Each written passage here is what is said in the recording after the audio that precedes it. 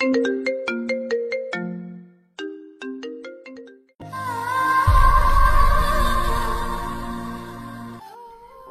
পছন্দের পুরুষকে অন্য রমণীর হাত ধরে হাঁটতে দেখে থমকে গেল তোহা।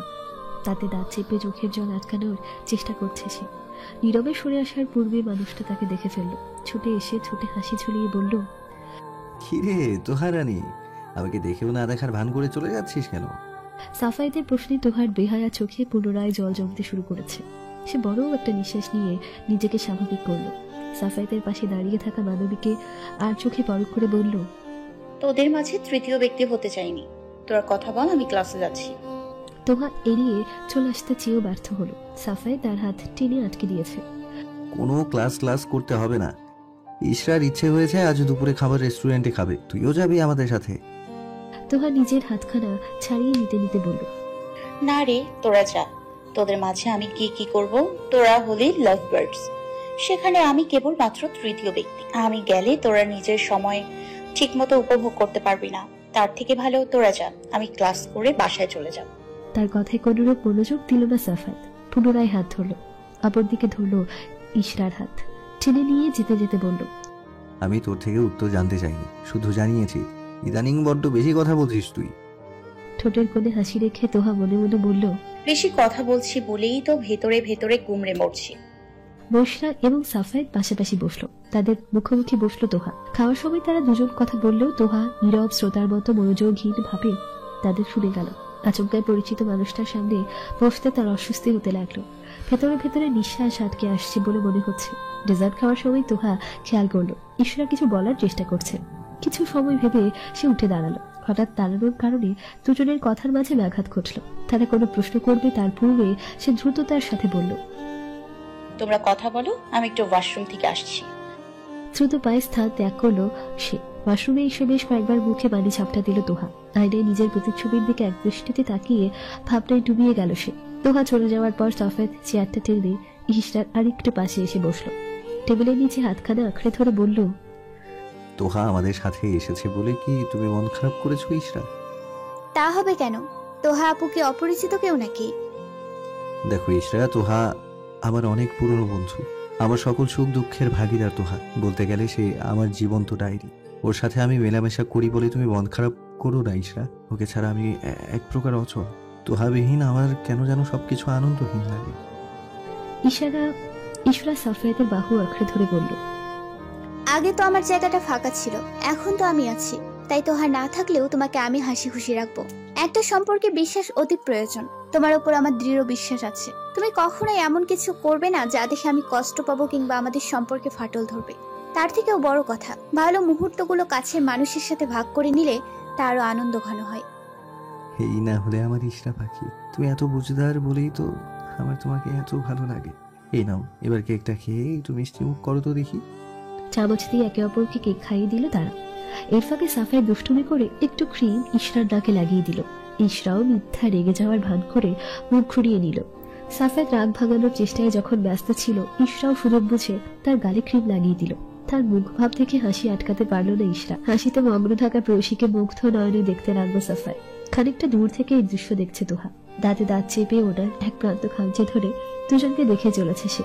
তবে এখনই ফিরে এলো না। বেশ কিছু সময় আড়াল হয়ে দাঁড়িয়েছিল। তাদের এই ভালোবাসার মুহূর্তটা সে নষ্ট করতে চায় না। রেস্টুরেন্ট থেকে বেরিয়ে এলো তিনজন। সাফায়েত একটা রিক্সা দাঁড় করিয়ে তোহার দিকে ফিরে বলল, তোহা তুই বাড়ি চলে যা। তুই যাবি না? যাবো, আগে ইশরাকে পৌঁছে দিয়ে আসি। তারপর তার কানে ফিসফিস করে বলল, বুঝিস না, ওকে ছাড়তে আমার দিয়ে লাগে। সারাদিন ওর সাথে সময় কাটাতে ইচ্ছে করে।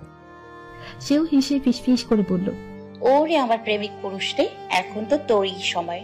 যা যা, একান্তে সময় কথা বল, আমি আর হাড্ডি হব না। রিক্সা চড়ে বসলো সে। ইশরার দিকে তাকিয়ে হাসি মুখে বলল, আসি ইশরা, সাবধানে যেও, আর এই পাগলটার খেয়াল রেখো। রাস্তায় চলাফেরার সময় তার মন আকাশে বাতাসে থাকে। দিলি তো আমার মান সম্মান ডুবিয়ে। মামা, এই ফাজিলটাকে নিয়ে তাড়াতাড়ি বিদায় হন, না হলে আরো কি বলে আমার ইজ্জতের ফালুদা বানাবে তার ঠিক নেই। হাত নাড়িয়ে দুজনকে বিদায় জানালো তোহা। রিক্সা খানিকটা এগিয়ে যেতে সে পেছন ফিরে তাকালো। দূরে দেখা যাচ্ছে সাফায়েত যত্ন সহকারে ইশরার হাত ধরে আছে। দুজনে পা মিলিয়ে হেঁটে চলে যাচ্ছে। যতক্ষণ দেখা যায় সে তাকিয়েছিল। চলতে চলতে একসময় তারা দৃষ্টিসীমার বাইরে চলে আসলো। পড়াশোনা করছিল তোহা। ফোনের শব্দে বিরতি নিল সে। স্ক্রিনে সাফেদ নামটা দেখে কিছু সময় সে তাকিয়ে রইল। বেশ কয়েক মাস আগেও এই মানুষটার ফোন পেলে সে সব কাজকর্ম ফেলে ছুটে আসতো। এখন সময় পরিবর্তন হয়েছে।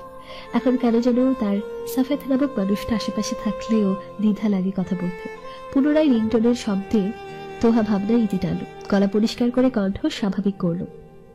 হ্যাঁ সাফু, বল। কোথায় ছিলি এতক্ষণ? কতবার ফোন দিয়েছি? মিথ্যে কথা বলবি না, মাত্র একবারই দিয়েছিস।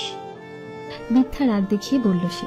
অপর প্রান্ত হতে সাফায়েত হেসে বলল, আরে এসব তো কথার কথা। আচ্ছা ওসব রাখ, শোন না তোহারানি। জি বলুন না সাফেদ সাহেব। তাকে অনুকরণ করে বললে তোহা। তোহারানি, কালকে যাবি তোর পছন্দের বার্গার খেতে? শোন, এত লোভ দেখাতে হবে না, সোজাসুজি বল কি কাজ আছে। পুনরায় সে ছোট বাচ্চাদের মতো হেসে বলল, বুঝতে পেরে গিয়েছিস? তোকে আমি আজকে দেখছি না, তোর নারী নক্ষত্র আমার জানা। এবার বল কি করতে হবে।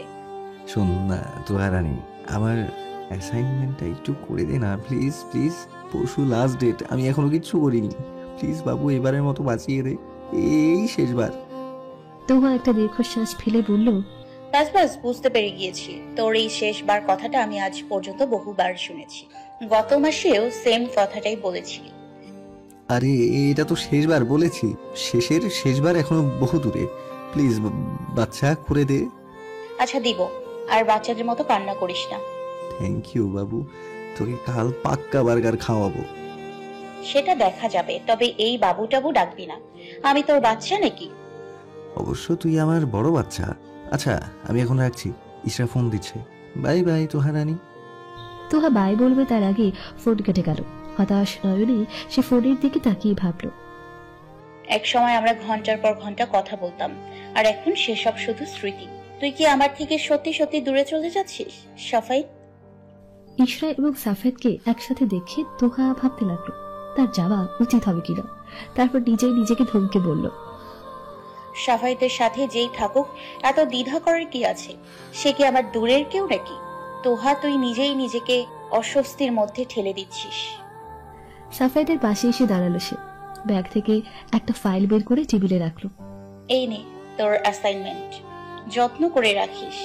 হারিয়ে আবার কান্নাকাটি করিস না, আমি তখন আর করে দিব না। আরে আমার তোহারানি, থ্যাংক ইউ। তুই বস, আমি তোর জন্য গরম গরম চা নিয়ে আসি। কাল রাতে ঠিক মতো ঘুমাসনি আমি জানি। তোহা প্রথমে বারণ করতে চাইলেও পরবর্তীতে করলো না, খালি চেয়ারটাতে বসে পড়লো। মুখে হাসি রেখে বলল, এই যে আমি তোমাদের মাঝে চলে আসি, এতে তুমি বিরক্ত হও বুঝি? আরে না না, কি বলছো এসব?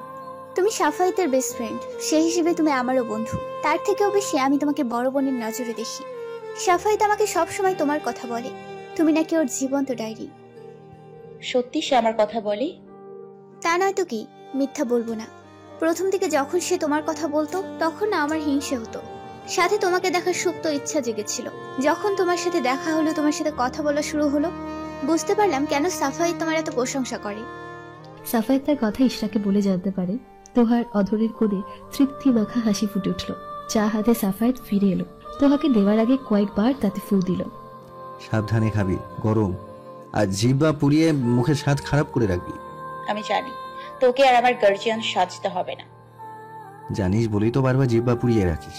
জানো ইশরা, খেয়াল না করিয়ে দিলে ইনি প্রতিবার গরম চা খেতে গিয়ে জিহ্বা পুড়িয়ে আউ উ করবে আর বলবে খাবারে স্বাদ নেই। তোহা কথায় পেরে উঠতে না পেরে ভেগচি কাটল। এরকম মুখ আঁকা বাঁকা করিস না, দেখবি কখন একেবারে বাঁকা হয়ে গিয়েছে। তখন কোনো সুন্দর ছেলে আর তোর পিছনে ঘুরবে না। তোকে তো আমি। আরে আরে, তোমরা এবার থামো, হাসতে হাসতে আমার মুখ ব্যথা হয়ে গিয়েছে। কথা বলবি না আমার সাথে আর বেয়াদব। আমি গেলাম, তুই থাক একা একা। আধো গরম চাটা এক নিঃশ্বাসে খেয়ে নিল সে। যদিও বা গলা খানিকটা জ্বলছে, তবে তা প্রকাশ করলো না। আরেকবার ভেগচি কেটে কটকট করে চলে গেল। বুঝলে ইশরা, ছোট থেকেই সেই এরকম, কথায় না ফিরে উঠলে রাগ দেখিয়ে চলে যায়। তা তো তোমাদের কাণ্ড দেখেই বুঝতে পেরেছি। তুমিও কম না, সব সময় ওর পেছনে পড়ে থাকো। কি করবো বলো, পেটের ভাত হজম করতে হবে তো। সাফায়েতের কথা শুনে ইশরা না হেসে পারল না। টিউশনি করিয়ে বাড়ি ফিরে একটু বিশ্রাম নিচ্ছিল তোহা। ঘুমের মাঝে কানের কাছে ঠান্ডা বাতাস অনুভব হতে নড়ে চড়ে উঠল। কথাটা আরো গায়ে জড়িয়ে নিল। পুনরায় আবারও একই ধরনের বাতাস অনুভব করলে সে অপর পাশে ফিরে গেল। তবে ঘুম বেশিক্ষণ স্থায়ী হলো না। তোকে এখন আমি নিয়ে যাব, আমাদের জিন সর্দার তোকে খুব পছন্দ করেছে। কথা শেষে বিদঘুটে হাসি শুনে ধরফড়ি উঠে বসলো তোহা। নিঃশ্বাস দ্রুত বেগে উঠানামা করছে। তার অবস্থা দেখে সাফায়েত উচ্চস্বরে হেসে উঠল। তার হাসি দেখে তোহার বড্ড রাগ হলো। বালিশ নিয়ে ছুঁড়ে মারলো তার দিকে। আরে পেতনি, কি করছিস? লাগছে তো। লাগার জন্যই তো মেরেছি। এটা কি ছিল? এভাবে কেউ রাক্ষসের মতো হাসে? আর একটু হলে আমার প্রাণ বেরিয়ে যেত। কথা শেষে বুকে হাত দিয়ে বড় একটা নিঃশ্বাস নিল সে। ভালোই হতো, তখন কবজি ডুবিয়ে তো 40 খেতাম। তবে রে, আরেকটা বালিশ নিয়ে ছুঁড়ে মারার আগে সাফায়েত বাধা দিল। আচ্ছা বাবা, সরি সরি, কুল বাবু কুল। তোহা বালিশটা উঁচিয়ে বলল, আবারও বাবু বলেছিস? তোকে তো আমি এবার শেষ করে ফেলবো। আচ্ছা তোহা, তোহা এবার বালিশটা রেখে দে, এই নাদান বাচ্চাকে আর মারিস না। তোহা আর চোখে তাকিয়ে বালিশটা জায়গায় রেখে দিল। চুল বাঁধতে বাঁধতে বলল, এখানে কি এখন? আবারও কি কোনো কাজ আছে নাকি? থাকলে তাড়াতাড়ি বলে ফেল। আমি তো সবসময় তোর কাছে কাজ করানোর জন্য আসি। মুখ ভার করে বলল সে। তোহা ততক্ষণে বিছানা থেকে নেমে পড়েছে। সে এগিয়ে এসে সাফায়েতের থুতনি ধরে ঢং করে বলল, না, তুমি তো আমার কাজ করে দিতে আসো। যা তাহলে, আমি আর আসবো না, কাটটি তোর সাথে। হয়েছে, এবার নাটক বন্ধ কর আর আসল কথায় আয়। মা কোথায়? কিছু খেতে দেয়নি তোকে?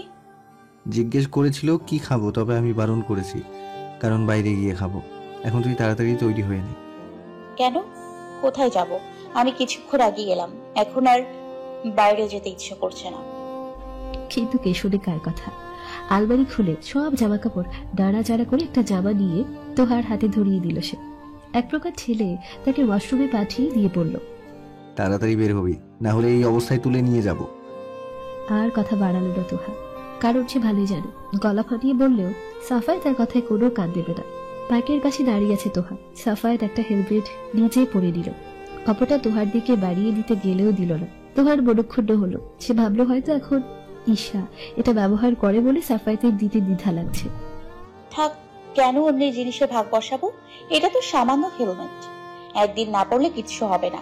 সেখানে পুরো মানুষটাকেই দিয়ে দিয়েছি, সেখানে এটা তো সামান্য হেলমেট। সে যখন নিজের ভাবনায় মত্ত ছিল সে সময় সাফায়েত তার চুলকো যত্ন সহকারে গুছিয়ে বাঁধল। তোহা ভাবনায় ইতি টেনে অবাক নয়নে তার কাজকর্ম দেখে চলেছে। সাফায়েত হেলমেটটা পরিয়ে দিয়ে বেল্টখানা বাঁধতে বাঁধতে বলল, এভাবে চোখ দিয়ে গিলে খাচ্ছিস কেন? নতুন দেখছিস আমাকে? তোকে বহু বছর ধরে দেখলেও যে আমার দেখার তৃষ্ণা মিটবে না রে। বিড়বিড় করে বলল তোহা। কি বিড়বিড় করছিস? বড় করে বল। এতক্ষণে সাফায়েত দূরে সরে গিয়েছে। তোহা মাথা নেড়ে জানিয়ালো কিছু না। বুঝি না বাবু, তুই মাঝে মধ্যে কি এত বিড়বিড় করিস। নে এবার উঠে বস, আমাকে ভালো করে ধরবি। পড়ে গেলে এখানে ওখানে যাওয়ার মতো হসপিটালে ঘুরতে হবে। সাফায়েতের পর তোহা উঠে বসলো, দুহাত রাখলো সাফায়েতের কাঁধে। বাইক সামনে এগিয়ে যাচ্ছে। শো শো বাতাসে তার পেছনে পড়ে থাকা চুলগুলো উঠতে লাগলো। শখানেক মানুষ গাড়ি পেরিয়ে তারা এগিয়ে যাচ্ছে সামনে। তবে সেসবে এখন তোহার খেয়াল নেই। সে সাইড মিরারে সাফায়েতের প্রতিচ্ছবি দেখতে ব্যস্ত। মানুষটাকে আজ সে প্রথম দেখছে না। তার সবকিছু তোহার জানা, তবুও সে খুঁটিয়ে খুঁটিয়ে তাকে দেখে চলেছে। তৃষ্ণার্ত পাখির মতো সাফায়েতকে দেখে নিজের চোখের তৃষ্ণা নিবারণ করার চেষ্টা করছে সে। সাফাই, তুই কি আমার জীবনে এখন অতিথি পাখি হয়ে গেলি? সময় শেষ হতেই কি আমাকে একা করে চলে যাবি? তুই হীনা, আমি পারবো তো থাকতে? আপনাদের একসাথে বেশ লাগছে ভাইয়া। আপুটা কিন্তু বেশ সুন্দরী। এই নেন আপনার ফুল। সাফায়েত প্রত্যুত্তরে কিছু বলল না। হেসে ছেলেটা থেকে ফুল জোড়া নিয়ে টাকা পরিশোধ করে সামনে এগিয়ে গেল। একটা ফুল পকেটে রেখে অন্যটা তোহার চুলে ক্লিপ দিয়ে আটকে দিল। নীরবতা কাটিয়ে তোহা বলল, ছেলেটার ভুল ধারণা ভাঙালি না কেন? ও তো অন্য কিছু মনে করছে। কি মনে করছে? আমাদের একসাথে তো ভালোই লাগছে, ম্যাচিং ম্যাচিং কালার। বেস্ট ফ্রেন্ডরা তো ম্যাচিং ম্যাচিং পড়তেই পারে। কিন্তু ছেলেটা একটাই ভুল কথা বলেছে। কি? এই যে তুই সুন্দরী, নির্ঘাত ওর চোখে কেউ জাদু করেছিল, তাই তোকে ওর সুন্দর লেগেছে। তোর দিকে তাকালে তো আমার শেওড়া গাছে পা ঝুলিয়ে থাকা পেতনির কথা মনে পড়ে। শয়তানরা কখনো ভালো জিনিসের মূল্য করতে জানে না। তোর চোখ যে নষ্ট তা আমি জানি। সাফায়েত চোখ ছোট ছোট করে তার দিকে তাকালো। তোহা সেদিকে পাত্তা না দিয়ে তাকে ছেড়েই হাঁটতে লাগলো। আইসক্রিম খাওয়ার সময় ভুলবশত তোহার মুখে খানিকটা আইসক্রিম লেগে গেল। দেখ তো সাফু গিয়েছে নাকি। সর, তোর দ্বারা হবে না গাধি। এটা ধর, এদিকে আয়। তোহাকে টেনে একটু সামনে আনলো সে। যত্ন সহকারে মুখে লেগে থাকাটা আইসক্রিম মুছে দিল। এবার ঠিক আছে। তোহা সাফায়েতের দিকে তার আইসক্রিমটা বাড়িয়ে দিয়ে নিজেরটা খাবে, তার আগে সাফায়েত বেশ খানিকটা খেয়ে ফেললো। কি করলি তুই কুত্তা? তুই আমারটা কেন খেলি? সাফায়েত নিজের আইসক্রিম কামড় বসিয়ে ভাব দেখিয়ে বলল, আমি কোনো কাজ বিনামূল্যে করি না। তোর মুখে লেগে থাকা আইসক্রিম পরিষ্কার করে দিয়েছি, তার তো কিছু মূল্য দিতে হবে। আমি তো জানি তোর থেকে চেয়ে লাভ নেই, তাই নিজেরটা নিজেই বুঝে নিলাম। নিজের আইসক্রিমটাও সাফায়েতের হাতে ধরিয়ে তোহার রেগে ধুম করে একটা কিল বসিয়ে দিল তার পিঠে। যদিও সে খুব বেশি ব্যথা পায়নি, তবুও নাটক করে বলল, ও আম্মা গো, আমার পিঠের হাড় মনে হয় ভেঙে গিয়েছে। আন্টি, আপনার মেয়ে আমাকে পঙ্গু করে দিয়েছে। তোহা তার মাথায় টোকা দিয়ে বলল, গাধা মানুষ পায়ে হাঁটতে না পারলে তাকে পঙ্গু বলে। তাদের এই হাসি ঠাট্টা কেউ দূর থেকে যে দেখছে এটা দুজনের কেউ লক্ষ্য করেনি। বাকি রান্নার সাহায্য করছিল ইশরা। ফোনের শব্দে রুমে এসে দেখলো আন্ডুর নম্বর থেকে কল এসেছে। কে বলছেন? ইশরা, আমি সিনথিয়া। কেমন আছিস? এই তো ভালো আছি। তোর কি খবর? নম্বর সেভ না থাকার কারণে বুঝতে পারিনি। আমিও ভালো আছি। আচ্ছা, তোর কি সাফায়েত ভাইয়ের সাথে ব্রেকআপ হয়ে গিয়েছে নাকি? সিনথিয়ার কথা শুনে চমকে উঠল ইশরা। ব্যস্ত কণ্ঠে বলল, না না, সেরকম কিছু হয়নি। আমাদের মাঝে তো সব ঠিকই আছে। দেখ ইশরা, আমি তোর ক্লোজ ফ্রেন্ড না হলেও আমরা ক্লাসমেট। তোর সাথে আমার কোনো ঝামেলাও নেই যে আমি তোর ক্ষতি চাইবো। তোর ভালো চাই বলেই জানানোর জন্য তোকে ফোন করলাম। মেয়েটার কথার ভঙ্গিমা দেখে ইশরা মন ঘাবড়াতে লাগলো। সিনথিয়া, হেয়ালি না করে একটু পরিষ্কার করে বলতো কি হয়েছে। আসলে আমি একটা পার্কে এসেছিলাম ঘুরতে। এখানে সাফায়েত ভাইকে একটা মেয়ের সাথে দেখলাম। বেশ হেসে খেলে সময় কাটাচ্ছে তারা। ম্যাচিং কালারের ড্রেসও গায়ে দেখছি। ভেবেছিলাম হয়তো তোদের ব্রেকআপ হয়ে গিয়েছে। এখন শুনি সেরকম কিছুই হয়নি। তার মানে কি সাফায়েত ভাইয়া চিট করছে না তো? সাফায়েতকে অন্য মেয়ের সাথে হেসে খেলে সময় কাটাচ্ছে জেনে ইশরার বুক কেঁপে উঠল। সাফায়েতকে সে প্রচুর বিশ্বাস করে। সে যদি বিশ্বাস ভেঙে দেয় তাহলে ইশরা পরবর্তীতে কাউকে ভরসা করার সাহস দেখাবে না। কি হলো ইশরা, তুই ঠিক আছিস? আমি বুঝতে পারছি কথাটা শুনে। আচ্ছা, মেয়েটা দেখতে কেমন বলতো? আমি তোকে ছবি হোয়াটসঅ্যাপ করেছি, নিজেই দেখে নে। ইশরা দ্রুত ছবিটা দেখল। ছবিতে তোহাকে দেখে স্বস্তির নিঃশ্বাস নিল সে। ধুর মেয়ে, তুই তো আমাকে ভয়ই পাইয়ে দিয়েছিলি। আরে, এটা ওর বেস্ট ফ্রেন্ড। আমি চিনি আপুকে। তুই আর চিন্তা করিস না, সাফায়েত আমাকে কখনো ধোকা দিবে না। ও আচ্ছা। নির্লিপ্ত কণ্ঠে বলল মেয়েটি। পরবর্তীতে আবারও বলল, তাও এখন যা অবস্থা, কোনো কিছুর বিশ্বাস নেই। খেয়াল রাখিস ওদের দিকে।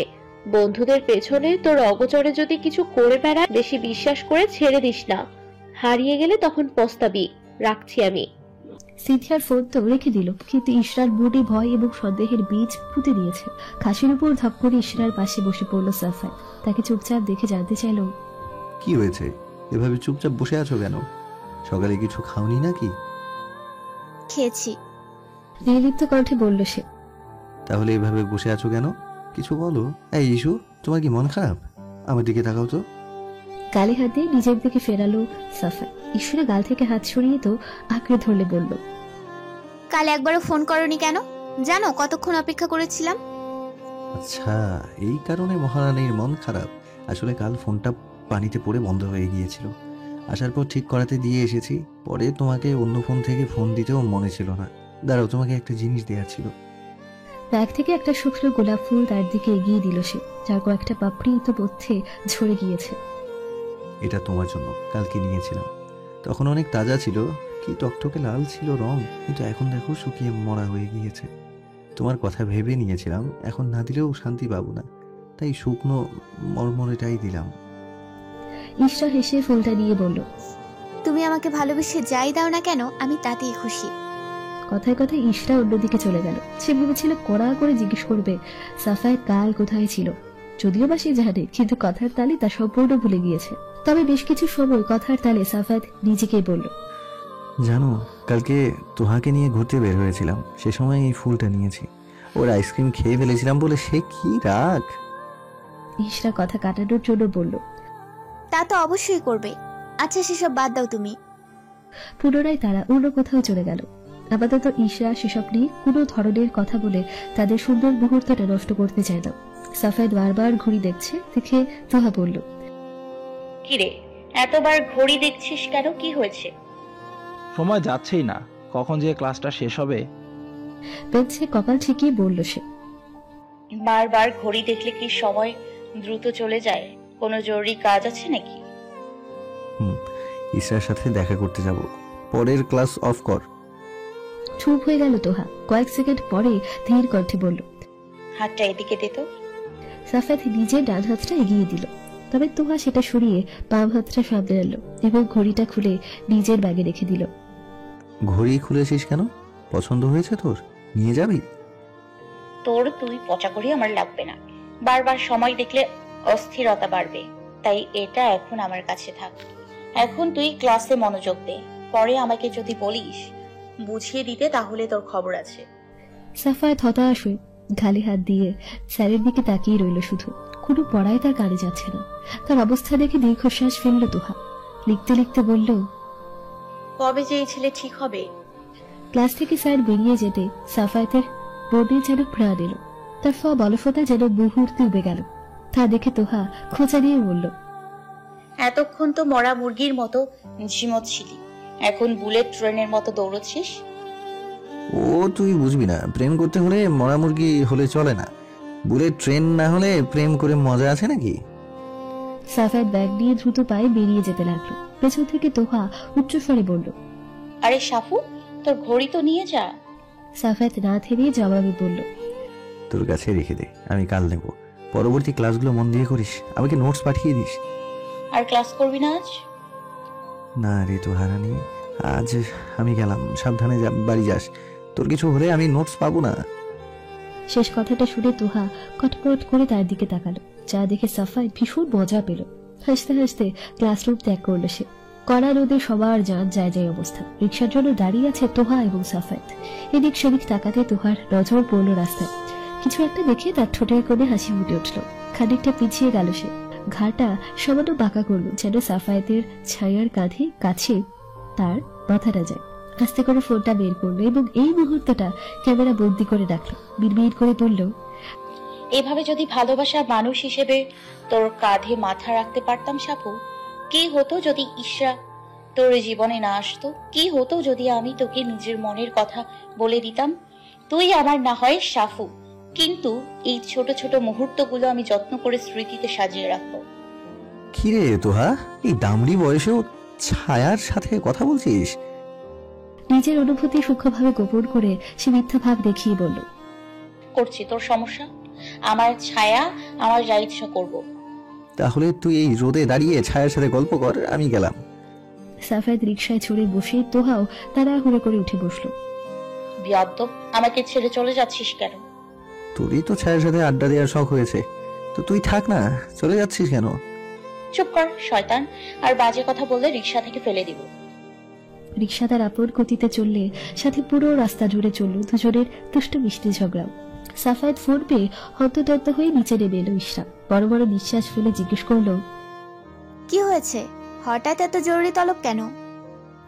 এভাবে ছুটে এসেছো কেন? হোঁচট খেলে কি করতে? তুমি যেভাবে বলেছো তাড়াতাড়ি নিচে নামতে, চিন্তায় আমি আপনি ছুটে চলে এসেছি। এবার তাড়াতাড়ি বলো কেন ডেকেছো? পাড়া প্রতিবেশী কেউ দেখে ফেললে রক্ষে নেই। সাফায়েত একটা ব্যাগ ইশরার দিকে বাড়িয়ে দিয়ে ইশরা তা নিতে বলল। ইশরা ব্যাগটা নিয়ে ভেতরে দেখলে কয়েকটা খাবারের প্যাকেট, যা থেকে সুন্দর একটা গন্ধ তাকে এসে পৌঁছাচ্ছে। এগুলো কি? কাল না বলেছিলে তোমার কাচ্চি খেতে মন চাইছে? কাল তো পারিনি, তাই আজ নিয়ে এলাম। ইশরা মনে মনে ভীষণ খুশি হলো, তবে তা প্রকাশ না করে বলল, কেন শুধু শুধু টাকা খরচ করতে গেলে? ওটা তো আমি এমনিতে বলেছিলাম, আমি টিউশনির টাকা পেলে ঘরেই বানিয়ে নিতাম। তোমার ইচ্ছে হয়েছে, তা কি আমি পূরণ না করে থাকতে পারি? এগিয়ে এলো সাফায়েত। ইশরার হাত জোড়া আঁকড়ে ধরে তার চোখে তাকিয়ে বলল, টাকা কোনো ব্যাপার না ইসরা, টাকা আসবে যাবে, কিন্তু এই সামান্যতে তোমার যে খুশি, তার কাছে টাকা কিছুই না। তোমার খুশির জন্য আমি সবকিছু করতে রাজি, ভালোবাসার কাছে এসব কিছুই না। হয়েছে আমার প্রেমিক পুরুষ, এবার আমি যাই, মা খোঁজ করবে আমার। সাবধানে যেও, আর আন্টিকে বলো আমার তরফ থেকে এগুলো ট্রিট। ইশরা গেট পার হয়ে চলে গেল, কিন্তু সাফায়েত এখনই গেল না। কিছু সময় পর ইশরা বারান্দায় এসে বিদায় জানালো।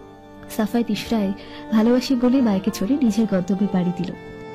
কিরে তোহা রানী, এভাবে মুখ ফুলিয়ে বসে আছিস কেন? খাসির উপর বসে বলল সাফায়েত, কিন্তু তোহার কোনো ভাবান্তর সে দেখল না। পুনরায় একই প্রশ্ন করেও যখন কোনো উত্তর পেল না, তখন সাথে বসে থাকা ইলাকে প্রশ্ন করল, কি হয়েছে ইলা? তোহা এরকম মূর্তির মতো বোবা হয়ে বসে আছে কেন? ইলা তোহার দিকে তাকালো। সে ইশারায় না বলল, যা সাফায়েতের চোখ এড়িয়ে গেল না। সে অস্থির হয়ে গেল। ইলা, কিছু লুকাবি না, বল কি হয়েছে? কোনো সমস্যা হয়েছে কি? বল ইলা। শেষে ধমক দিয়ে জানতে চাইল সাফায়েত। ধমক খেয়ে ইলা গড় গড়িয়ে বলতে লাগলো, সিয়াম বেশ কয়েকদিন ধরে তোহাকে বিরক্ত করছিল, আজ তো সীমা পার করে ফেলেছে। কি করেছে? গম্ভীর কণ্ঠে বলল সে। আমরা দুজন করিডোর দিয়ে আসছিলাম, তখন সে কোথা থেকে এসে তোহার হাত ধরে বাজে বাজে কথা বলতে শুরু করেছে। অনেক টানা হেচড়া করে তোহা নিজের হাত ছাড়িয়েছে। সাফায়েত তোহার দিকে তাকালো। সে মনমরা হয়ে ঘাস নাড়াচাড়া করছে। একটা দীর্ঘশ্বাস নিয়ে সাফায়েত উঠে দাঁড়ালো। তাকে চলে যেতে দেখে তোহা ধীর কণ্ঠে জানতে চাইল, কোথায় যাচ্ছিস? ঈশ্বর কাছে? সাফায়েত গভীর দৃষ্টিতে তাকিয়ে শান্ত কণ্ঠে বলল, কাজ আছে, তুই ইশরার সাথে ক্লাসে চলে যা। তোহা আর কিচ্ছু বলল না। আপাতত তার কিচ্ছু বলতে ইচ্ছে করছে না। অপরিচিত একটা ছেলে এভাবে সবার সামনে হাত ধরে টানা হিচড়া করছে। ধাক্কাটা সে করেও সামলে উঠতে পারছে না। ইশরা ক্লাসে বসে গল্প করছিল। সে সময় একটা মেয়ে দৌড় এসে হাঁপাতে হাঁপাতে তাকে জানালো, ইশরা, তাড়াতাড়ি চল, সাফায়েত ভাই অনেক বড় ঝামেলায় জড়িয়ে গিয়েছে। কি হয়েছে সাফায়েতের? কয়েকটা ছেলের সাথে গেটের কাছে মারামারি করছে সাফায়েত ভাই। আমি ওইদিক আসার সময় দেখলাম। মেয়েটার কথা শুনে ইশরা এক মুহূর্তও দেরি করলো না। ব্যাগ কাঁধে নিয়ে দৌড় লাগালো গেটের কাছে। সিয়াম নামক ছেলেটার গালে পুনরায় সজোরে থাপ্পড় মারলো সাফায়েত। রাগে গজগজ করতে করতে বলল, সারা তোর সাহস তো কম না, তুই তোহার সাথে অসভ্যতামি করেছিস, আজ তো একেবারে সীমা পার করে ফেলেছিস। ইচ্ছে করছে তোকে জ্যান্ত মাটিতে পুঁতে দিই। শরীরে অনেক জ্বালা না তোর? তোর জ্বালা আমি আজকে যদি না মিটিয়েছি না। মার খেয়েও সিয়ামের মধ্যে কোনরূপ অনুশোচনা কিংবা ভয়ের রেশ দেখা গেল না।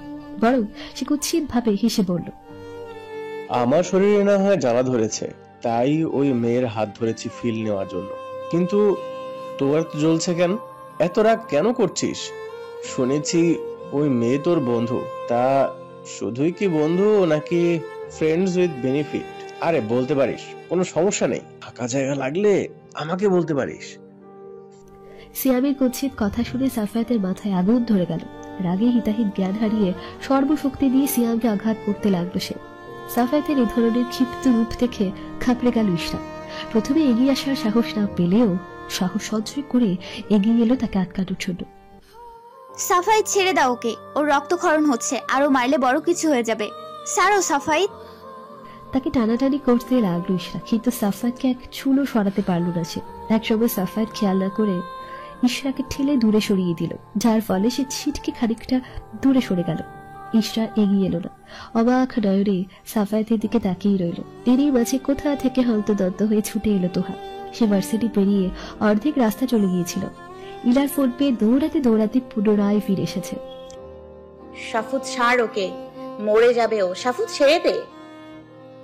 বেশ কয়েকবার চেষ্টার পরেও যখন তোহা ব্যর্থ হলো, তখন উপায় না পেয়ে ছড় মেরে বসলো সাফায়েতের গালে। থমকে গেল সবাই। কিছু মুহূর্ত আগেও জায়গাটা কোলাহল পূর্ণ ছিল, মুহূর্তেই তার নীরবতায় ছেয়ে গেল। তার আচমকিক কাজে সবার সাথে ইশরাও অবাক হলো, সঙ্গে তার খানিকটা রাগও হলো। তবে সাফায়েতের মুখভাব পরিবর্তন হলো না। সে এখনো হিংস্র বাঘের মতো সিয়ামের দিকে তাকিয়ে আছে। তোহা হুঙ্কার দিয়ে বলল, এটা ভার্সিটি সাফায়েত, তুই এখানের পড়াশোনা করতে এসেছিস, গুন্ডামি করতে নয়। কে বলেছে তোকে এসব করতে? আমি বলেছিলাম আমার হয়ে লড়তে আয়? বলেছিলাম? বল। ওর উল্টো পাল্টা কিছু হলে তোর ক্যারিয়ার শেষ হয়ে যাবে, এটা বুঝতে পারছিস না? সাফায়েত দাঁতে দাঁত চেপে চুপচাপ দাঁড়িয়ে রইল। রক্তমাখা থু মাটিতে ফেলে কুৎসিত নজরে দোহার দিকে তাকিয়ে সিয়াম বলল, এতগুলো মানুষ আটকানোর চেষ্টা করেছে কিন্তু পারেনি। যেই না তোহা এলো অমনি সরে গেলি। কি ব্যাপার গুরু, আমি যা বলেছি তাই না? কি তোহা, বন্ধুত্বের নামে ভালোই চললে নাকি? আমিও তো তোমার বন্ধুই হতে এসেছিলাম, বিনিময়ে তুমি যদি... সিয়ামের কুৎসিত চাহানি এবং কথাবার্তায় গা গুলিয়ে এলো তোহার।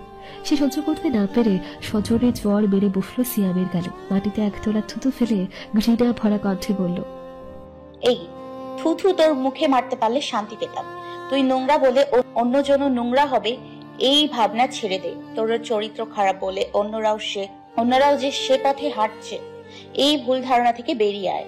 তোদের মতো কুকুরদের সাথে কথা বলতেও আমার রুচিতে বাধে। সিয়াম থেকে চোখ সরিয়ে সাফায়েতের দিকে তাকালো তোহা। দেখলো সে হাত মুষ্টি করে দাঁড়িয়ে আছে। কুকুর যদি তোকে কামড় দেয় তুইও কি কামড় দিবি? হ্যাঁ, কেন শুধু শুধু পচা নর্দমা হাত দিতে যাস বলতো? নর্দমা যতই পরিষ্কার করা হোক না কেন, তা থেকে পচা গন্ধ আসবেই। কেন নর্দমায় গিয়ে নিজেকে দূষিত করছিস? চল এখান থেকে। সাফায়েত টেনে নিয়ে গেল তোহা। সিয়ামকে কয়েকটা ছেলে মিলে ব্যান্ডেজ করাতে নিয়ে গেল। আস্তে আস্তে জায়গাটাও ফাঁকা হতে লাগলো। তবে ইশরা এখনো সেই জায়গায় মূর্তির মতো দাঁড়িয়ে আছে। সে ভাবতেও পারছে না সাফায়েত তাকে খেয়ালই করেনি। সাফায়েতের এই হিংস্র রূপ, এই ধরনের ব্যবহার দেখে সে এক প্রকার ঘুরে চলে গিয়েছে। প্রিন্সিপালের সামনে মাথা নিচু করে দাঁড়িয়ে আছে সাফায়েত, সিয়াম এবং তাদের পেছনে দাঁড়িয়ে আছে তোহা। উনি যে বেশ রেগে আছেন তা উনার মুখশ্রী দেখেই বোঝা যাচ্ছে। এইসব কি সাফাইদ? সিনিয়র হয়ে যদি তোমরা এরকম আচরণ করো তাহলে নতুনরা কি শিখবে? তোদের কার্যক্রম ইতিমধ্যে ভার্সিটি পেরিয়ে বাইরের মানুষের কানে গিয়ে পৌঁছেছে। শখানেক জায়গায় তোমাদের মারামারির ভিডিও শেয়ার হয়েছে। পরিচিতরা আমাকে তাদের মেনশন দিচ্ছে, ভার্সিটি নিয়ে সবাই নিন্দা করছে। বুঝতে পারছো তোমরা? সরি স্যার, রাগ নিয়ন্ত্রণ করতে না পেরে হয়ে গিয়েছে। মাথা নিচু করে বলল সাফায়েত। রিফাত সাহেব হুক্কার দিয়ে বললেন, সরি বললে কি সবকিছু সমাধান হয়ে যাবে? এটা তোমার রাগ দেখানোর জায়গা নয়। রাগ দেখাতে হলে, গুন্ডামি করতে হলে ভার্সিটির বাইরে গিয়ে দেখাবে, তখন কেউ কৈফিয়ত চাইবে না। সাফায়েত পরবর্তীতে কিছু বলার সাহস পেল না। তোহা এত সময় চুপ করে থাকলেও এবার মুখ খুলল। স্যার, আমার কিছু বলার আছে। সরু চোখে তাকালেন রিফাত সাহেব। তুমি সেই মেয়েটা না যে ওকে চড় মেরেছিল? জি স্যার, আমার নাম তোহা। তুমি কেন এর মাঝে এসেছো? কোন অধিকারে ওর গায়ে হাত তুলেছিলে তুমি? সাফায়েত কিছু বলবে তার আগে তোহা তাকে ইশারায় থামিয়ে নিজে বলল, আমি সাফায়েতের বেস্ট ফ্রেন্ড। তাদের মাঝে আসার কারণ ঘটনা মূলত আমাকে ঘিরেই। আজ সকালে করিডোর দিয়ে আসার সময় সিয়াম নামক ছেলেটি আমার সাথে অসভ্যতা করেছিল। সবার সামনে আবার হাত ধরে টানা হেঁচড়া করেছিল। সাফায়েত এটা শুনে নিজেকে আর ঠিক রাখতে পারেনি, তাই রাগের বশে এসব করে ফেলেছে। ওর হয়ে আমি ক্ষমা চাইছি স্যার। কোনো শাস্তি দিতে হলে আমাকে দিতে পারেন। সিয়াম ভেবেছিল সে ভিকটিম কার্ড প্লে করে বেঁচে যাবে, কিন্তু তোহার কথা শুনে প্রিন্সিপালের দিকে তাকিয়ে বুঝলো আর তার রুখে নেই। তুমি কি সিয়ামের কোনো শাস্তি চাও? তোহা একদম সরাসরি বলে দিল, জি স্যার, পড়াশোনা করার স্থানে এ ধরনের নিম্নমানের কাজ খুবই অসন্তোষজনক। আমি শাস্তির বিষয়টা আপনাদের উপর ছেড়ে দিচ্ছি। আশা করব আপনারা এর যথাযথ ব্যবস্থা নেবেন। ঠিক আছে, তোমরা দুজন এখন আসতে পারো। তবে দ্বিতীয়বার যেন এরকম কিছু না হয়। কোনো সমস্যা হলে আমাদেরকে জানাবে, নিজে থেকে কিন্তু কিচ্ছু করতে যাবে না। ঠিক আছে স্যার, ধন্যবাদ। রুম থেকে বেরিয়ে বড় একটা নিঃশ্বাস নিল তোহা। সাফায়েতকে টেনে মেডিসিন রুমে নিয়ে এলো সে। হাত এবং মুখে আঘাত পাওয়া জায়গাগুলোতে মলম লাগিয়ে ব্যান্ডেজ করে দিচ্ছে। তার এই নীরবতা সাফায়েতের ভালো লাগছে না। কিরে তোহা রানী, কথা বলছিস না কেন? আচ্ছা বাবা, সরি, আমি আর কখনো এরকম করব না। এবার তো কথা বল। তোহা কোনোরূপ উত্তর দিল না। ব্যান্ডেজ করে নিজের ব্যাগ নিয়ে বেরিয়ে এলো, তবে বেশি দূর যেতে পারলো না। কয়েক কদম যেতে পেছন থেকে সাফায়েত তার ব্যাগ টেনে নিজের সামনে নিয়ে এলো। এরকম করছিস কেন? আমি কি ভুল করেছি বল? ওকে শিক্ষা না দিলে হতো না? সাফায়েত, ব্যাগ ছাড় আমার। ব্যাগ ছাড়িয়ে চলে যেতে নিলে এবার সাফায়েত তার হাত টেনে ধরলো। এবার খানিকটা রাগী স্বরে বলল, এবার কিন্তু বেশি বাড়াবাড়ি হয়ে যাচ্ছে তো। হ্যাঁ, এরকম করছিস কেন তুই? আমি তো ভুল কিছু করিনি। প্রিন্সিপালের রুমে যেতে হয়েছে বলে তুই মন খারাপ করেছিস। আরে উনি তো আমাদের বকা দেননি, তাহলে কি হয়েছে? তোহা কোনো প্রকার উত্তর না দিয়ে মুখ ঘুরিয়ে নিল। এই তোহা, তুই কি সিয়ামের ওইসব কথায় মন খারাপ করেছিস? আমার দিকে তাকা। সাফায়েত তার মুখ নিজের দিকে ফেরালো। তোহার চোখে জল দেখে সাফায়েত অস্থির হয়ে উঠল। বুঝলো সিয়ামের কথায় সে আঘাত পেয়েছে। আরে আরে তোহা রানী, কান্না করছিস কেন? দেখ, ও তো বাজে ছেড়ে, ওর চিন্তা ভাবনাও বাজে। তুই কেন শুধু শুধু ওর কথা মাথায় নিয়ে বসে আছিস বলতো? দেখ আমার দিকে, আমরা তো জানি আমরা স্বচ্ছ, আমাদের বন্ধুত্ব স্বচ্ছ, তাহলে বাহিরের মানুষের কথা কেন গায়ে মাখবো? তোহার কি হলো সে জানে না, আচমকা হাউমাউ করে কান্না শুরু করে দিল। সাফেদ যত্ন সহকারে তার কপালটা নিজের বুকে ঠেকালো। বেশ কিছু সময় পর নিজেই তা সরিয়ে যত্ন সহকারে চোখের জল মুছে দিল। হয়েছে, এবার বাচ্চাদের মতো কান্না বন্ধ কর। আমার শার্টটা ভিজিয়ে দিয়েছিস, দেখ তোর নাকটা পুরো লাল টমেটো হয়ে গিয়েছে। ইস, তুই নাক মুছেছিস নাকি শার্টে? ইউ! বমি নাটক করে বলল সাফেদ। তোহা তার হাতে একটা ছাপড় দিল, পর মুহূর্তে তার দিকে তাকিয়ে হেসে ফেলল। শান্তিতে একটু কান্না করতে দিবি না? না, দেবো না। তোমাকে শান্তিতে দেখলে আমার জলে। যা শয়তান, আমার সাথে কথা বলবি না। সাফেদ তোহার ব্যাগ টেনে নিয়ে যেতে যেতে বলল, আমার অনেক খিদে পেয়েছে, মন ভালো করার মতো কিছু খেয়ে নি। খাওয়া শেষে বিলটা দেওয়ার পর আর কথা বলিস না। সাফায়েতের বাচ্চা, ছাড় আমার ব্যাগ, আমি যাব না তোর সাথে। কিন্তু কে শোনে কার কথা? সাফেদ ভাবলে সেন ভাবে তাকে টানতে টানতে নিয়ে গেল। নিউজ ফিড স্ক্রল করছে ইশরা। তার পুরো নিউজ ফিড জুড়ে ক্যাম্পাসে হওয়া সকালের ঘটনার ভিডিও ছড়াছড়ি। কেউ রোমান্টিক ব্যাকগ্রাউন্ড দিয়ে তা এডিট করেছে, তো কেউ খুব প্রকাশ করে পোস্ট করেছে। পরিচিতরা সকলে তাকে মেসেজ দিয়ে জানতে চাইছে সাফেদকে চর কে মেরেছে। ইশরা তা দেখেও কোনো রূপ জবাব দিল না। এবার ইশরার তুহার উপর খানিকটা রাগ হচ্ছে। কেন চর মারতে গেল? ও কি বুঝতে পারেনি এতে সাফায়েতের কতটা সম্মানহানি হবে? এতটা নির্বোধ মানুষ কি করে হয়? কি এমন হয়েছে যে সাফায়েত এতটা রেগে কাউকে আঘাত করছে? আমাকে পর্যন্ত খেয়াল করেনি, কিন্তু তোহা আসতেই সে শান্ত হয়ে গিয়েছে। ভাবনায় ছেদ পড়লো ফোনের রিংটোনে। স্ক্রিনে সাফেদ নামটা জলজল করছে। ফোন দেখে ইশরার সকালে ধাক্কা দেওয়ার কথা মনে পড়ে গেল। রাগ হলো তার। ফোনটার বিছানায় ছুঁড়ে ফেলে বালিশ দিয়ে কাঁধ চেপে শুয়ে রইল। অনবরত ফোনের রিংটোন সহ্য করতে না পেরে উঠে বসলো সে। রিসিভ করে গম গম কণ্ঠে বলল, কি সমস্যা তোমার? দেখছো ফোন রিসিভ করছি না, তাও বারবার কেন ফোন দিচ্ছ?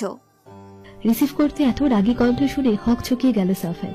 থতলানো কণ্ঠে বলল, আরে আরে ইসু, কুল কুল, এত রাগে আছো কেন?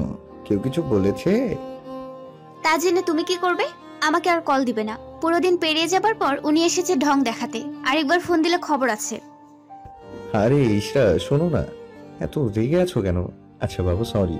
তুমি তো দেখেছোই সকাল থেকে কি ঝামেলার মধ্য দিয়ে যাচ্ছি। তোহাটাও সারাদিন মন খারাপ করেছিল।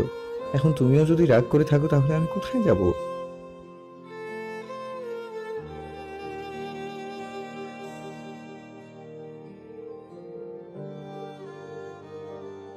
রাগে কষ্টে নিজের অজান্তে কথাগুলো বলে ফেলল ইশরা। সিয়ামের কথাগুলো সে শুনেছে। তখন থেকেই তার মাথায় হাজার খানিক বাজে চিন্তা এসে ভর করেছে। ফলে নিজের মেজাজ আর অনুভূতি ঠিক রাখতে পারছে না সে। বালিশে মুখ গুজে নুখড়ে কেঁদে উঠল ইশরা। সাফেদকে সে ভীষণ ভালোবাসে। সে হারিয়ে গেলে ইশরা একেবারে ভেঙে গুড়িয়ে যাবে। ইশরার কথা শুনে সাফেদ সকালের ঘটনাটা আবারও মনে করতে লাগলো। তখন সে বুঝতে পারল ভুলবশত সে ইশরাকে ধাক্কা দিয়েছিল। সাফেদ নিজের কপাল চাপড়ালো। হায় হায়, এটা আমি কি করে বসলাম? এবার কি করে ইশরাকে মানাবো? আরে আর ধুর। সবকটা ফুল নাড়াচাড়া করে দেখছে তোহা। ঠোঁটের কোণে ঝুলে আছে বিষাদের হাসি। এই ফুল সে নিজের পছন্দের মানুষকে দেওয়ার জন্য কিনেছে। তবে এই ফুলের তোড়া তার পছন্দ পুরুষটা দেবে অন্য এক রমণীকে, যার নাম ইশরা। বেশ কয়েকটা তোড়া দেখার পর একটা তোড়া পছন্দ করলো সে। সাফেদ বিনা বাক্যে সেটাই নিয়ে নিল। পাশাপাশি নীরবে হাঁটছে তোহা এবং সাফেদ।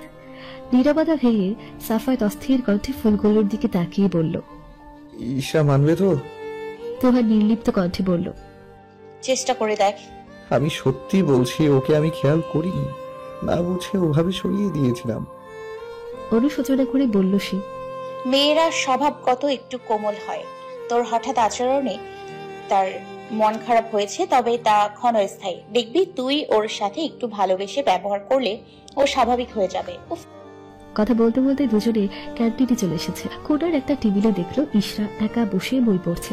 ফুলের তোড়াটা তোহার কাছে রেখে সাফেদ ছুটে তার পেছনে এসে দাঁড়ালো এবং হুট করে হাত দিয়ে চোখ জোড়া চেপে ধরলো। ঘাবড়ে গেল ইশরা। চোখ থেকে হাত সরানোর চেষ্টা করতে লাগলো। কে এটা? চোখ ছাড়ো বলছি। বিরক্তি নিয়ে বলল সে। সাফেদ খানিকটা কণ্ঠস্বর পাল্টে বলল, বাবু, তুমি আমাকে চিনতে পারছো না? আমি আকাশ, তোমার আকাশ। বলে মুখ টিপে হাসল সে। কে আকাশ? কোন আকাশ? ছাড়ুন আমার চোখ, তারপর যা বলার বলুন। কি হলো, ছাড়ুন।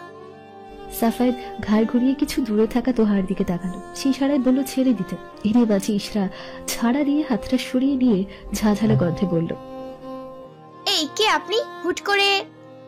সাফায়েতকে দেখে কথা বন্ধ হয়ে গেল। তার রাগের পরবর্তীতে মুখশ্রীতে গম্ভীরতা ছেয়ে গেল। চুপচাপ চলে আসতে যাবে, কিন্তু সাফায়েত দিল না। জোর করে তাকে চেয়ারে বসিয়ে নিজেও পাশে বসলো, যেন উঠতে না পারে তাই হাত জোড়া চেপে ধরলো। ইশরা, আমি সত্যি দুঃখিত, অনুরক্ত আমি। ছেলেটা তোহার সাথে বাজে ব্যবহার করেছে জেনে আমার মেজাজ ঠিক ছিল না তখন, তাই না বুঝে তোমাকে আঘাত করে বসেছি। প্লিজ ইশরা, এবারের মতো ক্ষমা করে দাও। তুমি এভাবে কথা না বলে থাকলে যে আমার ভালো লাগছে না, দম বন্ধ লাগছে। প্লিজ ইস্যু, এবারের মতো ভুলটা ক্ষমা করে দাও। কথার মাঝে তোহার কাছ থেকে ইশরার অগোছরের তোড়াটা নিয়ে নিল সাফায়েত। সেটা ইশরার দিকে বাড়িয়ে ছোট বাচ্চাদের মতো করে বলল, যদি তুমি এটা নাও তাহলে বুঝবো আমাকে ক্ষমা করে দিয়েছো। বেশ কিছু সময় পরেও যখন ইশরা তা নিল না, তখন সাফায়েতের মন ভেঙে গেল। মাথা নিচু করে দীর্ঘশ্বাস নিয়ে বলল, কি ব্যর্থ প্রেমিক আমি। প্রেমিকার রাগ ভাঙাতে পারছি না। প্রেমিক সমাজ থেকে না আমাকে বিতাড়িত করে দেয়। এই সিরিয়াস মোমেন্টে সাফায়েতের এক ধরনের হেয়ালিপনা দেখে ইশরা ফিক করে হেসে ফেলল, যা দেখে সাফায়েতের খুশিতে লাফিয়ে উঠল। হেই, তুমি হেসেছো তাই না? তার মানে তুমি আজ রেগে নেই। কই হেসেছি? আমি তো হাসিনি। হাসি আটকে রেখে বলল সে। সাফায়েত বুঝলো ইশরা তার মজা নিচ্ছে, তাই সেও মজা নিতে বলল, ও, তাহলে হয়তো আমি ভুল দেখেছি। থাক, আর কি করার। এই ফুলের তোড়া দেখি কাকে দেয়া যায়। সাথে প্রেমিক সমিতি থেকে নামটাও কেটে দিতে হবে। ইশরা তোড়াটা কেড়ে নিয়ে বলল, কাকে দেবে শুনি? আমার জন্য আনা জিনিস অন্য কাউকে দিলে খবর আছে। সাফায়েত চোখ ছোট করে তার দিকে তাকালে ইশরা না হেসে পারল না। তাদের এই মান অভিমানের পালা শেষ হয়েছে দেখে তোহা স্বস্তির নিঃশ্বাস নিল। এত সময় পর সাফায়েত প্রাণ খুলে হাসতে দেখে তারও মন ভালো হয়ে গেল। নীরবে সেখান থেকে সরে এলো সে। ভার্সিটির সময় তখন প্রায় শেষ। সে সময় কোনো পূর্বাভাস ছাড়াই ঝুম করে বৃষ্টি নামলো। তোহার কাছে সবসময় ছাতা থাকে বিধায় তার কোনো রূপ চিন্তা ছিল না। বিধায় এক হাতে ছাতা, অপর হাতে পায়জামা খানিকটা উঁচু করে ধরে সাবধানে মাঠ পেরিয়ে গেটের কাছে যাচ্ছিল তোহা। সেরকম কোথা থেকে দুজন ছুটে এসে তার ছাতায় ঢুকে তাকে দুপাশ থেকে চেপে ধরল। আচমকে ধরনের ঘটনায় চমকে উঠল সে। তবে নিজের পাশে সাফায়েত এবং ইশরা দেখে ভীতি দূর হলো তার। তোরা, আমি তো ভয় পেয়ে গিয়েছিলাম কে না কে ধরেছে ভেবে। তোকে আসলেই তুলে নিয়ে যাওয়া দরকার। তুই একা ছাতা নিয়ে বাড়ি চলে যাচ্ছিস, এদিকে যে আমাদের কাছে ছাতা নেই, তুই তো একবারও আমাদের খোঁজও নিলি না। তোহা খানিকটা বিরক্তি নিয়ে বলল, তোমাদের কাছে যে ছাতা নেয় তা আমি কি করে জানবো? আমি কি অন্তর্যামী? তুমি আমাকে না বলেই কোথায় উধাও হয়ে গিয়েছো। নিজেও তা একটাবার ফোন করনি। আরে বাবা, কুল কুল, এত রেগে যাচ্ছিস কেন? এই বৃষ্টির দিনে ঠান্ডা ঠান্ডা আবহাওয়ায় মাথা গরম করা ঠিক না। তোর বেশি মাথা গরম হলে যা কিছুক্ষণ বৃষ্টিতে গিয়ে ভিজে আয়। তোহা রাগী চোখে তার দিকে তাকালো। ইশরা পাশ থেকে বলল, উফ, তুমিও না সারাদিন আপুর পেছনে লেগে থাকো। আর বিরক্ত করো না তো। আপু রেগে গেলে ঠেলে তোমাকে ছাতা থেকে বের করে দিবে, তখন ভিজে ভিজে যেতে হবে। আমি ওকে ভয় পাই নাকি? আমাকে ছাতা থেকে বের করে দিলে ওকে আমি ছেড়ে দেবো? তার কথার মাঝে তোহা ছাতাটা সাফায়েতের হাত ধরিয়ে দিয়ে ছুটে একটা রিকশায় উঠে গেল। তার দিকে একবারও ফিরে তাকালো না সে। রিকশা চালককে দ্রুত রিকশা টানতে বলল। ঘটনা এত তাড়াতাড়ি ঘটে গিয়েছে যে সাফায়েত এবং ইশরার বিষয়টা বুঝতে কিছুটা সময় লাগলো। অবাক কণ্ঠে বলল সাফায়েত, আমিও তাই ভাবছি, আপু কোনো কথা না বলে এভাবে চলে গেল কেন? রিকশা থেকে নেমে এক ছুটে বাড়ির ছাদে চলে গেল তোহা। ছাদের দরজা বন্ধ করে বৃষ্টির মাঝে দাঁড়িয়ে চোখের জল বিসর্জন দিতে লাগলো সে। প্রথমে নীরবে কান্না করলেও একসময় নিজের অনুভূতিকে আর ধরে রাখতে পারল না সে। ধপ করে মাটিতে বসে পড়ল সে। চিৎকার করে কান্না করতে লাগলো। বৃষ্টির শব্দে আশেপাশের কেউ শুনতে পাবে না বলে সে প্রাণ খুলে কান্না করতে লাগলো। কেন আমার সাথেই কেন এমনটা হলো? কি ক্ষতি করেছি আমি? কেন আমি নিজের অনুভূতিকে আটকে রাখতে পারিনি? কেন আমি সাফায়েতকে দেখলে দুর্বল হয়ে পড়ি? কেন তাদের দুজনকে একসাথে দেখলে আমার কষ্ট হয়? সাফায়েত ইশারার মাঝে কি এমন পেয়েছে যা আমার মধ্যে ছিল না? কোন গুণের কারণে সাফায়েত ইশরাকে বেছে নিয়েছে? এত বছর ধরে সে আমাকে দেখছে, একটু কি বুঝলো না আমার অনুভূতি? পরক্ষণে সে চোখ মুছে ফেলল। না, এসব আমি কি বলছি? সাফায়েত কিভাবে বুঝবে? সে যেন না বুঝতে পারে সেই চেষ্টাই তো আমি করছি। নিজের অনুভূতিকে নিজের মধ্যে দাফন করে রেখেছি। এতে সাফায়েতের তো কোনো দোষ নেই। ঈশ্বর যথেষ্ট ভালো নেই। সাফায়েতেরও তো নিজস্ব অনুভূতি আছে, আমি তাকে জানাতে পারিনি। এটা আমার ব্যর্থ। না না, এখন তাদের সুখে নজর দেওয়া উচিত হবে না। এইসব বলে নিজেকে বোঝালো তোহা, তবে তখনও তার চোখ দিয়ে জল গড়িয়ে পড়ছে। নিজের সিদ্ধান্ত নিয়ে সে এখন দোটানায় ভুগছে। প্রত্যেক নিহত পছন্দের মানুষকে অন্যজনের পাশে দেখে একপাক্ষিক প্রণয়ের অনলে দগ্ধ হয়ে যাচ্ছে সে। সাফায়েতের অ্যাক্সিডেন্টের খবর শুনে ধরফর করে শোয়া থেকে উঠে বসলো তোহা। কোনোভাবে পোশাকটা পাল্টে হাসপাতালে ছুটে এসেছে সে। সাফায়েতের বাবা মা থেকে জানতে পারলো তার জন্য এক ব্যাগ রক্ত লাগবে। যেহেতু আগেও সে সাফায়েতকে রক্ত দিয়েছিল, তাই এবারও সে দেবে বলে ঠিক করলো। রক্ত দিয়ে কিছু সময় বিশ্রাম নিল তোহা। সাফায়েতের সাথে দেখা করবে কিনা তা নিয়ে দ্বিধায় ছিল সে। বেশ কিছু সময় চিন্তা করার পর সিদ্ধান্ত নিল সে যাবে। সাফায়েতের জন্য বরাদ্দ কেবিনের সামনে এসে দাঁড়ালো তোহা। দরজার অপর পাশের দৃশ্য দেখে হৃদয়ে থমকে গেল তার। সাফায়েতের বুকে মাথা দিয়ে আছে ইশরা। তোহা আবারও দ্বিধায় পড়ে গেল। ভাবতে লাগলো তার যাওয়া উচিত হবে না। সাফায়েতকে ঘুমিয়ে থাকতে দেখে নিঃশব্দে ভেতরে প্রবেশ করলো। ইশরার সামনে এসে বুঝতে পারলো সেও ঘুমে তলিয়ে নিয়েছে। চোখের কোণে জল শুকিয়ে তার ছাপ সৃষ্ট হয়ে ফুটে উঠেছে। এই দৃশ্য দেখে তোহার একদিকে কষ্ট হচ্ছে, অন্যদিকে সাফায়েত ভালো আছে ভেবে খুশিও হচ্ছে। হালকা হাতে সাফায়েতের মাথায় হাত বুলিয়ে দিল সে। বেরিয়ে আসার পর তার নজর পড়ল ইশরার গলায় থাকা লকেটটার দিকে। সূক্ষ্ম চোখে তা পরখ দেখে বুঝতে পারল এটা তাকে সাফায়েত দিয়েছে, কারণ বেশ কিছু মাস আগে সে এটার ছবি সাফায়েতের ফোনে দেখেছিল। তবে সাফায়েত তাকে এই বিষয়ে কোনো কথা বলেনি। ঠোঁটে কষ্ট মাখা রেখে তোহা বিড়বিড় করে বলল, তোদের মাঝে আমার উপস্থিতি না চাইলে আমি আসবো না রে।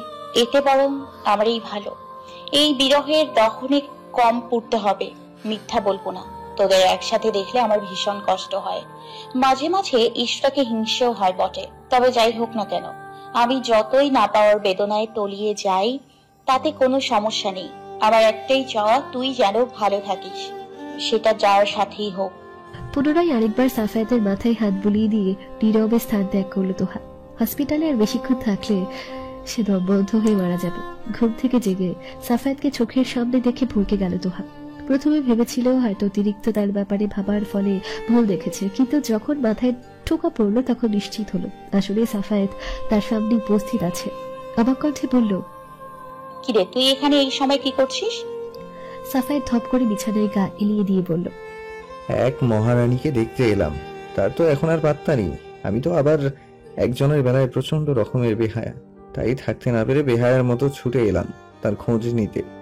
তোহা কাঁথা ভাঁজ করতে করতে শান্তভাবে ফাঁকা কণ্ঠে বলল, একটু অসুস্থ ছিলাম তাই যোগাযোগ করা হয়নি। বাইরে আয়, মাকে বলছি তোকে কিছু রান্না করে দিতে। তোহা বেরিয়ে যাবে সে সময় সাফায়েত তার হাত টেনে বিছানায় বসিয়ে দিল। চোখের পলকে নিজে উঠে বসলো এবং তোহার কপালে গালে হাত দিয়ে তাপমাত্রা পরখ করে দেখলো। এখন তো মোটামুটি ঠিক আছে। জ্বর বাঁধালি কি করে? গলা তো ভেঙে একেবারে অবস্থা খারাপ।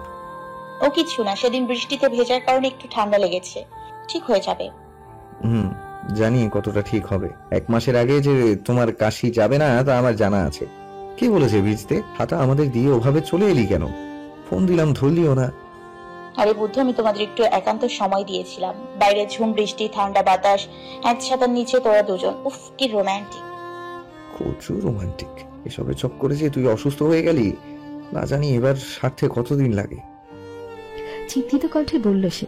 তোহা কথা ঘোরানোর জন্য বলল, আরে এইসব বাদ দে, এটা বল তুই এখন কেমন আছিস? হসপিটাল থেকে কখন ছেড়েছে? আর এসব হলো কি করে? আর বলিস না, ভোরের দিকে একটা কাজে বাইক নিয়ে বেরিয়েছিলাম। হঠাৎ বৃষ্টি শুরু হয়ে যাওয়াতে রাস্তা ঠিক মতো দেখতে পাইনি। আচ্ছা তুই বস, আমি মুখ হাত ধুয়ে আসছি। মুখ হাত ধুয়ে ওয়াশরুম থেকে বেরিয়ে কয়েক কদম সামনে এগোতেই অসাবধানতা বশত স্লিপ খেয়ে পড়ে যেতে নিল। সাফায়েত তার হাত টেনে ধরল, তাকে সোজা করে দাঁড় করিয়ে ধমক দিয়ে বলল, তোর বোধ বুদ্ধি কখন হবে বলতো? এরকম ভেজা পা নিয়ে যে টাইলস করা ফ্লোরে নায়িকাদের মতো হাঁটছিস, তো তুই পড়বি না তো আমি পড়বো? আরে ভুলে গিয়েছিলাম পা মুছতে। চুপ কর, ইডিয়েট মেয়ে। পুনরায় ধমক দিয়ে বলল সে। এবার তোহাও তাকে উল্টো ধমক দিয়ে বলল, নিজে যেন কত সচেতনবান ব্যক্তি। আপনি যে হিরোদের মতো বৃষ্টির মধ্যে বাইক চালাতে গিয়ে অ্যাক্সিডেন্ট করে হসপিটালে পড়েছিলেন, তার বেলায় তুই হাসপাতালে এসেছিস, এমনকি রক্ত দিয়েছিস, আমার সাথে দেখা করে যাসনি কেন? অস্বস্তিতে পড়ে গেল তোহা। চোখের সামনে ভেসে উঠল সাফায়েতের বুকে ইশরার মাথা রাখার দৃশ্যটা। তোকে বলেছে আমি যাইনি হসপিটাল। মিথ্যা বলবি না তোহা, চুল টেনে ছিঁড়ে দেবো। ইশরা আমাকে বলেছে ও তোকে রক্ত দিতে দেখেছিল। জানিস মেয়েটা তোর জন্য কত সময় অপেক্ষা করেছিল। আমাকে দেখতে এলে যত্ন সহকারে তোকে খাওয়ানোর জন্য অপেক্ষা করছিল সে। কিন্তু তুই তো একেবারেই উধাও হয়ে গেলি। মেয়েটা মন খারাপ করেছিল সারাদিন। তোহা খানিকটা অবাক হলো। ইশরা যে তাকে দেখেছে এটা সে জানতো না। সত্যি বলছিস তুই? আরে আমি মিথ্যা কথা কেন বলবো? আমরা দুজন কত সময় তোর জন্য অপেক্ষা করছিলাম। এক সময় দুজনেই ঘুমিয়ে পড়েছিলাম, জেগে উঠে দেখি দুপুর হয়ে গিয়েছে। ঈশা তোকে বেশ কয়েকবার খুঁজেছিল, ফোনও তুই ধরিসনি। ওই আসলে আমার খারাপ লাগছিল তো, তাই দ্রুত চলে এসেছিলাম। এমনিতেও তোকে নিয়ে সবাই চিন্তিত ছিল। আমার অসুখের কথা বলে আর ঝামেলায় ফেলতে চাইনি। তুই এইভাবে বলতে পারলি তো হারানি? আমি না তোর বেস্ট ফ্রেন্ড? তোর সমস্যা কেন আমাকে ঝামেলায় ফেলবে? আমি আগে জানলে তোকে আমার কেবিনে ভর্তি করিয়ে দিতাম। তোহা পা উঁচু করে সাফায়েতের কাঁধে কনুই ঠেকিয়ে বলল, তাহলে তুই আর ইশরা প্রেম করতে কি করে? সাফায়েত গালে হাত দিয়ে বলল, তাও ঠিক। ইস কি নির্লজ্জ। সাফায়েতের কাঁধে চাপড় দিয়ে বলল সে, হাসি তামাশা পরে করা যাবে, এখন বাইরে আয়, কিছু খেয়ে নে, আমার অনেক খিদে পেয়েছে। তুই যা, আমি আসছি। তুই আবার কোথায় যাবি? আরে ওটা ছেলেদের ব্যক্তিগত সমস্যা, তুই বুঝবি না। যা যা। যেতে যেতে তোহা নিজেকে বলল, এতদিন শুনেছি মেয়েদের ব্যক্তিগত সমস্যা থাকে, এই পাগল না জানি কোথা থেকে ছেলেদের ব্যক্তিগত সমস্যা তৈরি করেছে। বেশ কিছু সময় তোহার সাথে কাটানোর পর এবার সাফায়েতে যাওয়ার সময় হয়ে এসেছে। তোহা তার সাথে গেট পর্যন্ত গেল। সাফায়েত হাত মাথায় বুলিয়ে দিয়ে বলল, সাবধানে থাকিস। আর এখন ভার্সিটি যাওয়ার দরকার নেই, আরো কয়েকদিন রেস্ট নে। নোট নিয়ে চিন্তা করিস না, ওটা আমি দিয়ে দেবো। তোহা মজা করে বলল, কি বলেছিস শুনতে পাইনি, আবার বলতো। বলছি ক্লাস নিয়ে চিন্তা করিস না, নোট আমি দিয়ে দেবো। তোহা জোরে জোরে হাসতে লাগলো। কোনোমতে হাসি আটকে রেখে বলল, গিনিস ওয়ার্ল্ডের উচিত তোকেও অ্যাওয়ার্ডস দেয়া, জোকস অফ দ্য ইয়ারের। তুই নিজেই ক্লাস ঠিক মতো করিস না, আমাকে কি নোটস দিবি? বলে আবারও হাসতে লাগলো সে। সাফায়েত রেগে তোহার চুল টেনে, হেই বাদর, চুল ছাড়। আমি ক্লাসও করবো না আর তোর থেকে ভালো নোটস করব। আচ্ছা ঠিক আছে, দেখা যাবে। সাথে আমাকেও পড়া বুঝিয়ে দিতে হবে। সাফায়েত বাইকে বসে মুখ ভেঙিয়ে বলল, ঠিক আছে, চ্যালেঞ্জ অ্যাকসেপ্টেড। তোর থেকেও ভালো বোঝাবো আমি। বুকের মধ্যে দুহাত ভাঁজ করে তোহা বলল, দেখা যাবে সাফায়েত সাহেব। সাফায়েত কোট বোধ করে তার দিকে তাকিয়ে চলে গেল। তার যাওয়ার দিকে তাকিয়ে পুচকি হাসলো তোহা। সিঁড়ি দিয়ে উঠতে উঠতে বলল, পাগল একটা, কবে যে ভালো হবে। পরন্ত বিকেল। পার্কের বেঞ্চে বসে প্রহর গুনছে সাফায়েত। এর মাঝে তার নজরে এলো হন্তদন্ত হয়ে ইশরা তার দিকে আসছে। দ্রুত পায়ে এসে মেয়েটা ধপ করে তার পাশে বসে পড়ল। এত তাড়াহুড়ো করে আসছো কেন? আর সাথে এত ব্যাগপত্র কেন? কি আছে এতে? খাবার আছে এতে। কতদিন তোমাকে কিছু রান্না করে খাওয়ানো হয়নি। নাও নাও, দ্রুত খেয়ে বলো তো কেমন হয়েছে। ঠান্ডা হয়ে যাবে বলে এক প্রকার দৌড়ে এসেছি। কথার মাঝে ছোট বেঞ্চে বেশ কয়েকটা বাটি সাজিয়ে ফেলেছে ইশরা। একটা বাটি থেকে একটুখানি খাবার খেলেছে।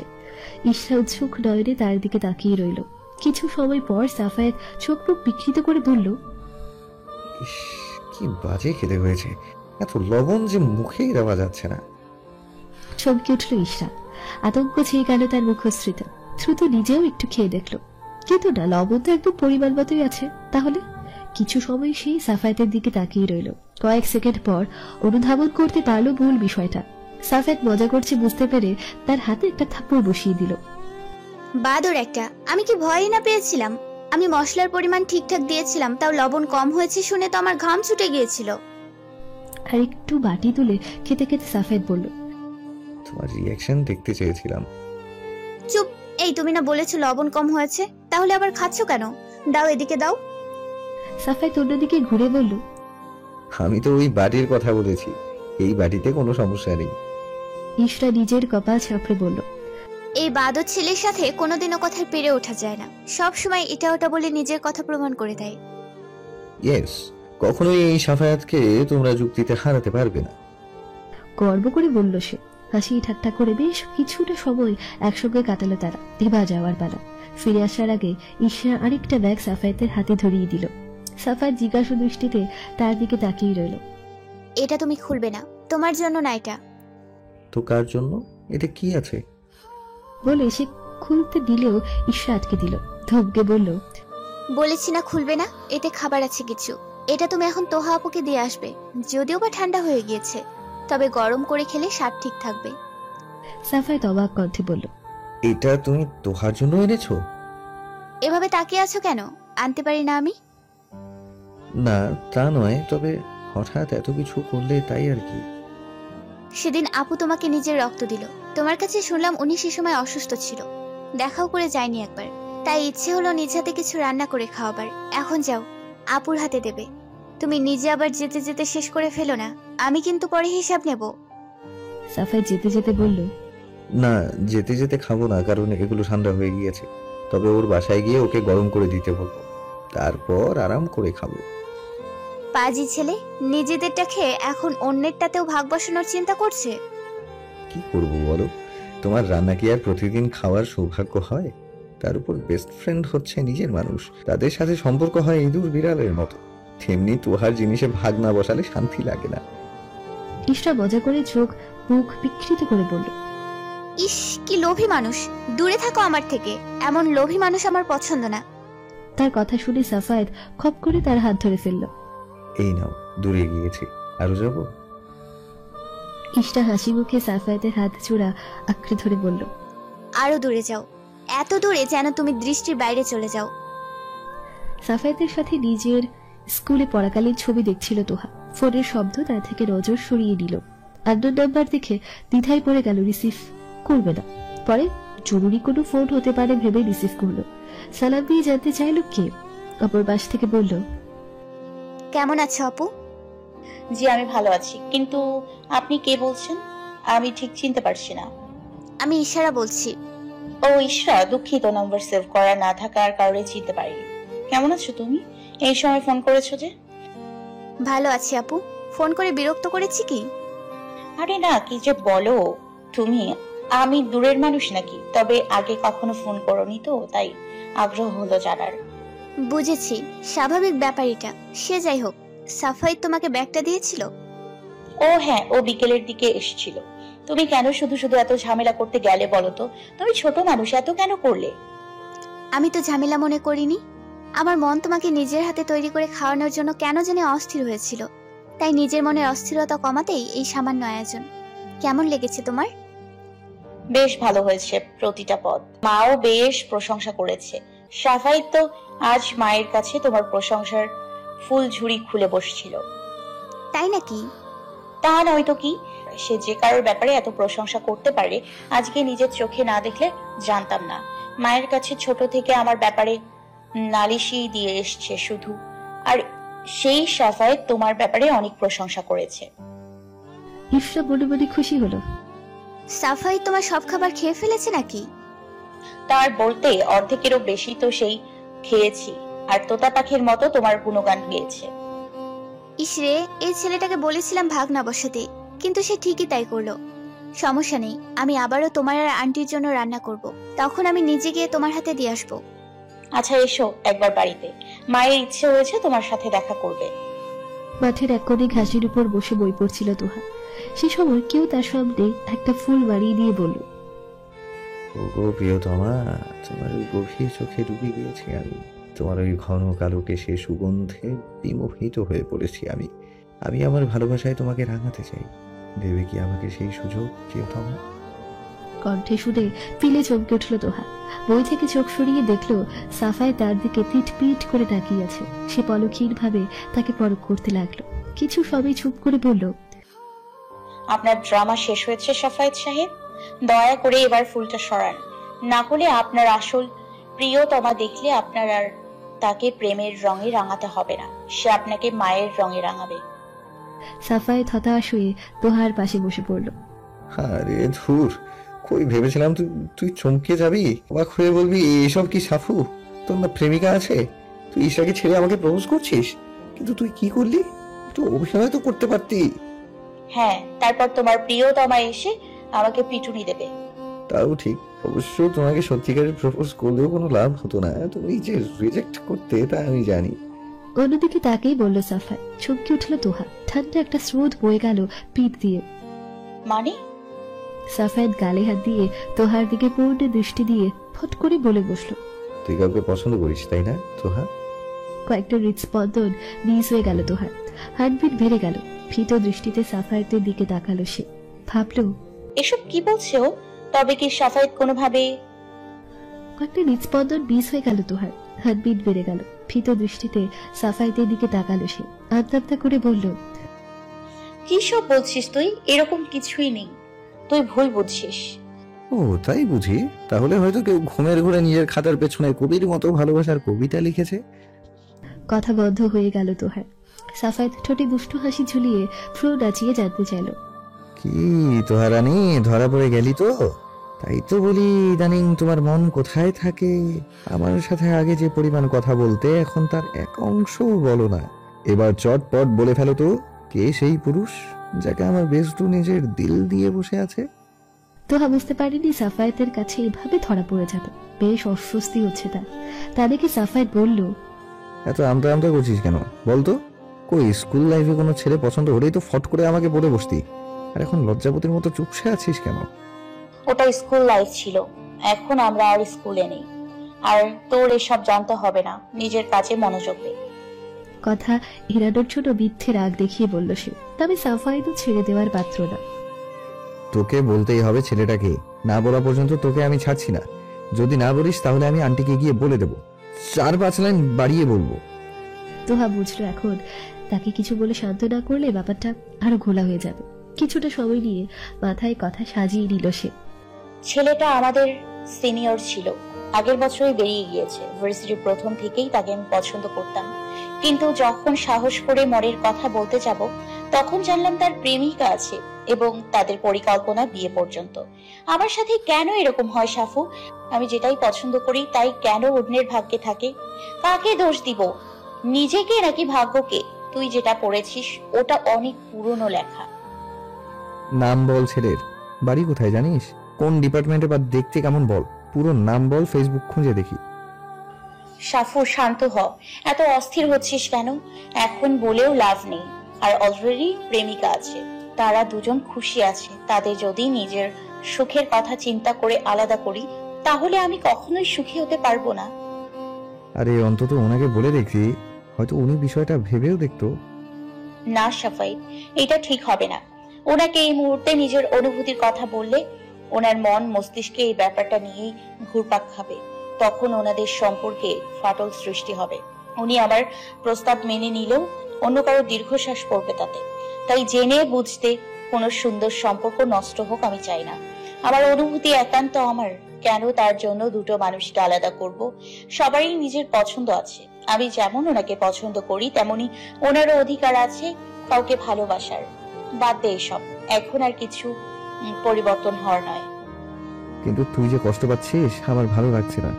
আমি কি ইশরাকে বলবো মেয়েটার সাথে একবার কথা বলার জন্য, কিংবা আমি সেই ছেলের সাথে কথা বলবো? ভুলেও এসব কিছু করবি না সাফু। এই জন্যই আমি এতদিন তোকে কিছু বলিনি। বলেছি এসব নিয়ে আর জল ঘোলা করিস না। ক্রাশ কত আসবে যাবে, এত নিয়ে চিন্তা করার সময় আছে নাকি? তাও ঠিক, তোর তো আবার ক্রাশ লিস্ট অনেক লম্বা। তোহা আজ প্রত্যুত্তরে তাউন কিছু বলল না, কারণ এই মুহূর্তে বেশি কথা বললে কিন্তু সমস্যা। সে মনে মনে বলল, আমাকে ক্ষমা করে দিস সাফু। তোকে মিথ্যে না বললে যে তুই এক সময় খুঁটিয়ে বের করে ফেলতি, তখন আমাদের বন্ধুত্বের সম্পর্কেও ফাটল ধরে যেত। জীবন সঙ্গী হিসেবে তোকে না পাই, কিন্তু প্রিয় বন্ধু হিসেবে তোকে আমি সারা জীবন চাই। তুই ইশরাকে যে কতটা ভালোবাসিস আমি জানি। ভালো থাক তোরা। আমার অনুভূতি একান্তই আমার, কখনোই তোর সামনে প্রকাশ করব না। নিজের অনুভূতি সারা জীবন নিজের মধ্যে গোপন করে রাখবো। ইশরার কণ্ঠে ভাবনার ইতি টানল তোহা। সে তোহার দিকে আর চোখে তাকিয়ে বলল, তোমাকে আমি সেই কখন থেকে খুঁজে চলেছি, আর তুমি এখানে বসে আছো। আমার এই ক্লাসটা হবে না। তুমি কি যাবে আমার সাথে, নাকি আমি বন্ধুদের সাথে যাব? সাফায়েত চোট জলদি উঠে দাঁড়ালো। আরে আগে বলবে না, চলো চলো, এই সুযোগ বারবার আসবে না। তোমার ক্লাস নেই? আরে এখন ক্লাসে গেলেও আমার মন বসবে না, ওই পরীক্ষার আগেই ম্যাডাম তোহানের কাছে আমার যেতে হবে। তার থেকে বরং এখন একটু প্রেম করে আসি। তোহা, ম্যাডাম একটু কষ্ট করে সব তুলে রাখবেন, কারণ পরবর্তীতে আমাকে বোঝাতে হবে। তোহা মিথ্যে রাগ দেখিয়ে বলল, নিজেরটা নিজে করে নাও। আমি কেন তোমার জন্য এত সময় ধরে ক্লাস করব? বিনিময়ে আমাকে সেই একই বার্গার ছাড়া তো আর কিছুই অফার করবে না। তো এই কথা বললেই তো হতো, তুই আমার পকেট ফাঁকা করতে চাস?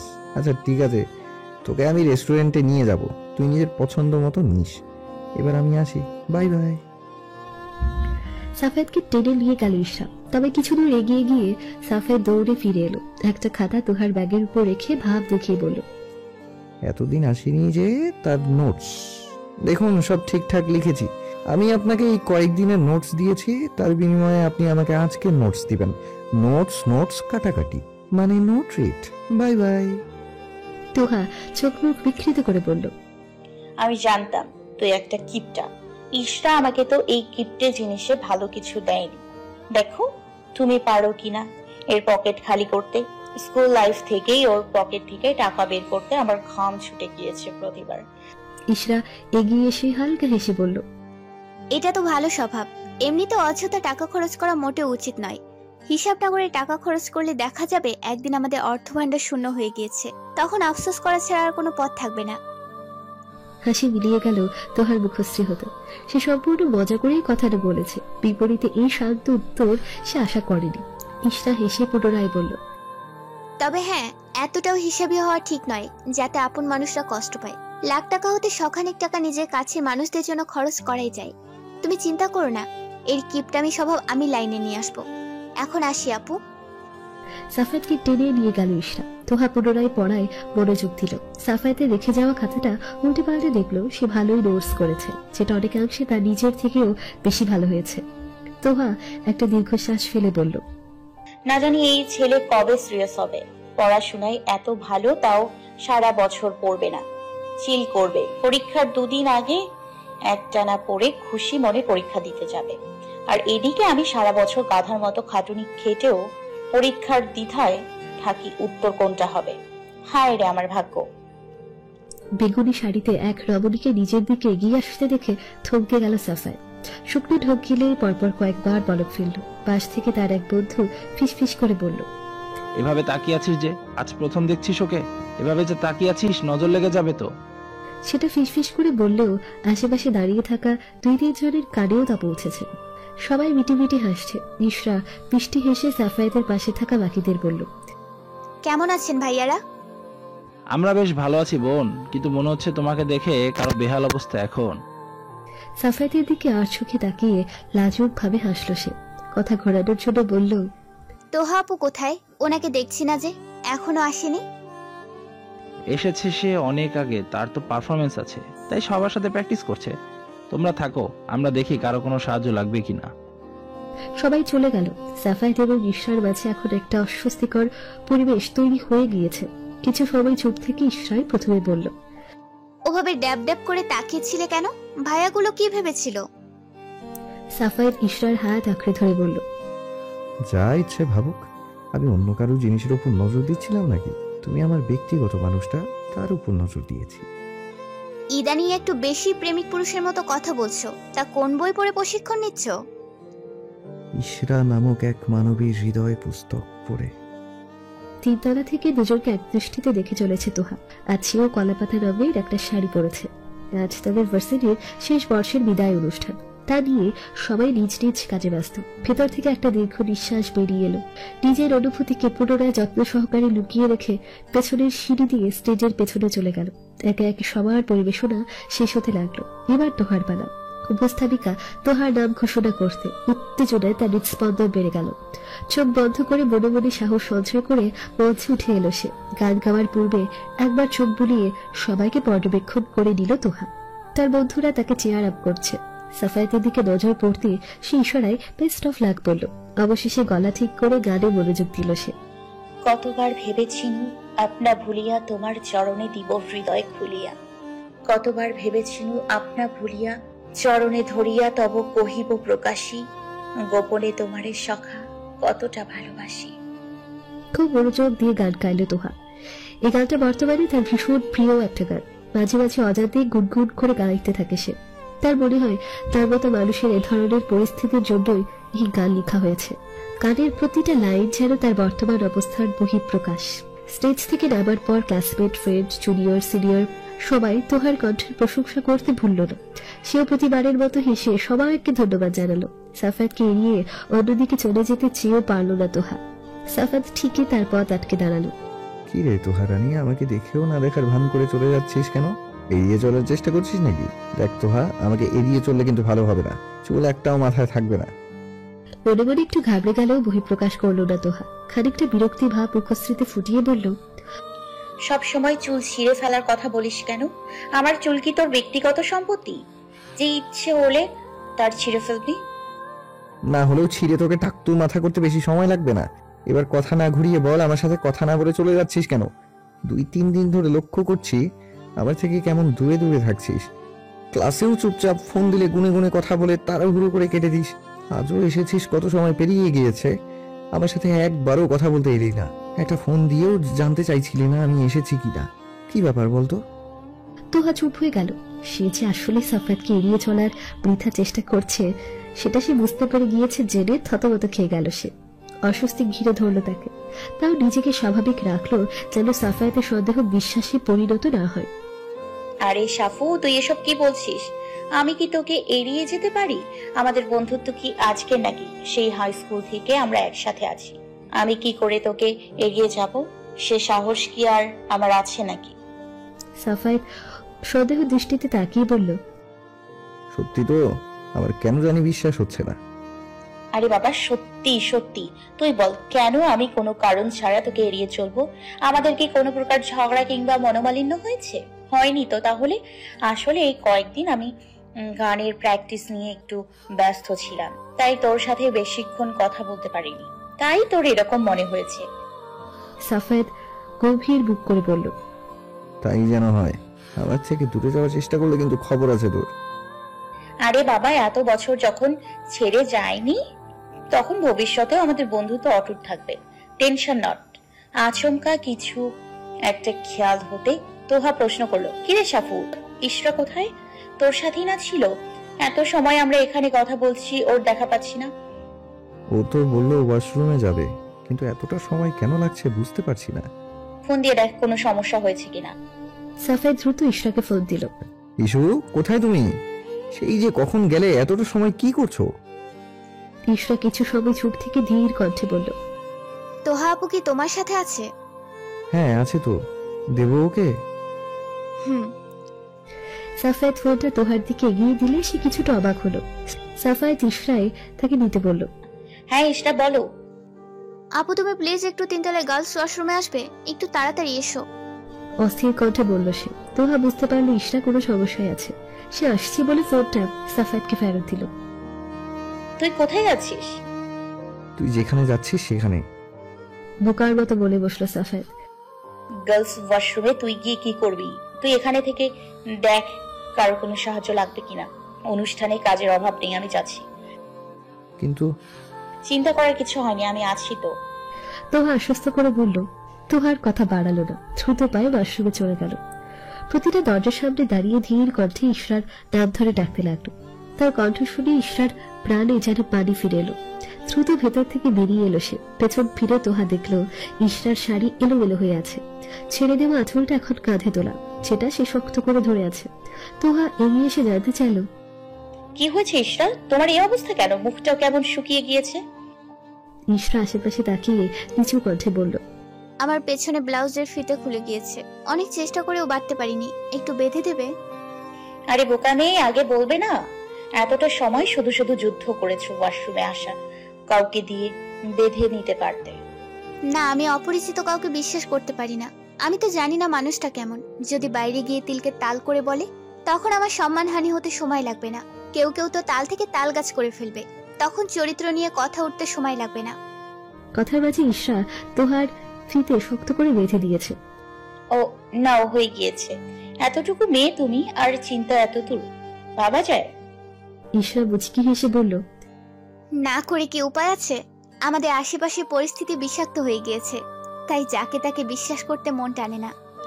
বুঝেছি, এসো তোমার কুচিটা ঠিক করে দিই। এলোমেলো হয়ে গিয়েছে অনেক, দেখতে ভালো লাগছে না। শাড়ি ঠিক করে নিচে নেমে এলো দুজনে। তাদের দেখে সাফায়েত দূরে এলো। কোথায় ছিলে তোমরা? ওয়াশরুমে কি মুভি চলছে নাকি? প্রথমে ইশরা গিয়ে আটকে গেল, এরপর তুই কি করছিলি এতটা সময়? দুজনে দুজনের দিকে তাকিয়ে হেসে একসাথে বলল, এটা আমাদের পার্সোনাল ব্যাপার, কোনো ছেলেকে বলা যাবে না।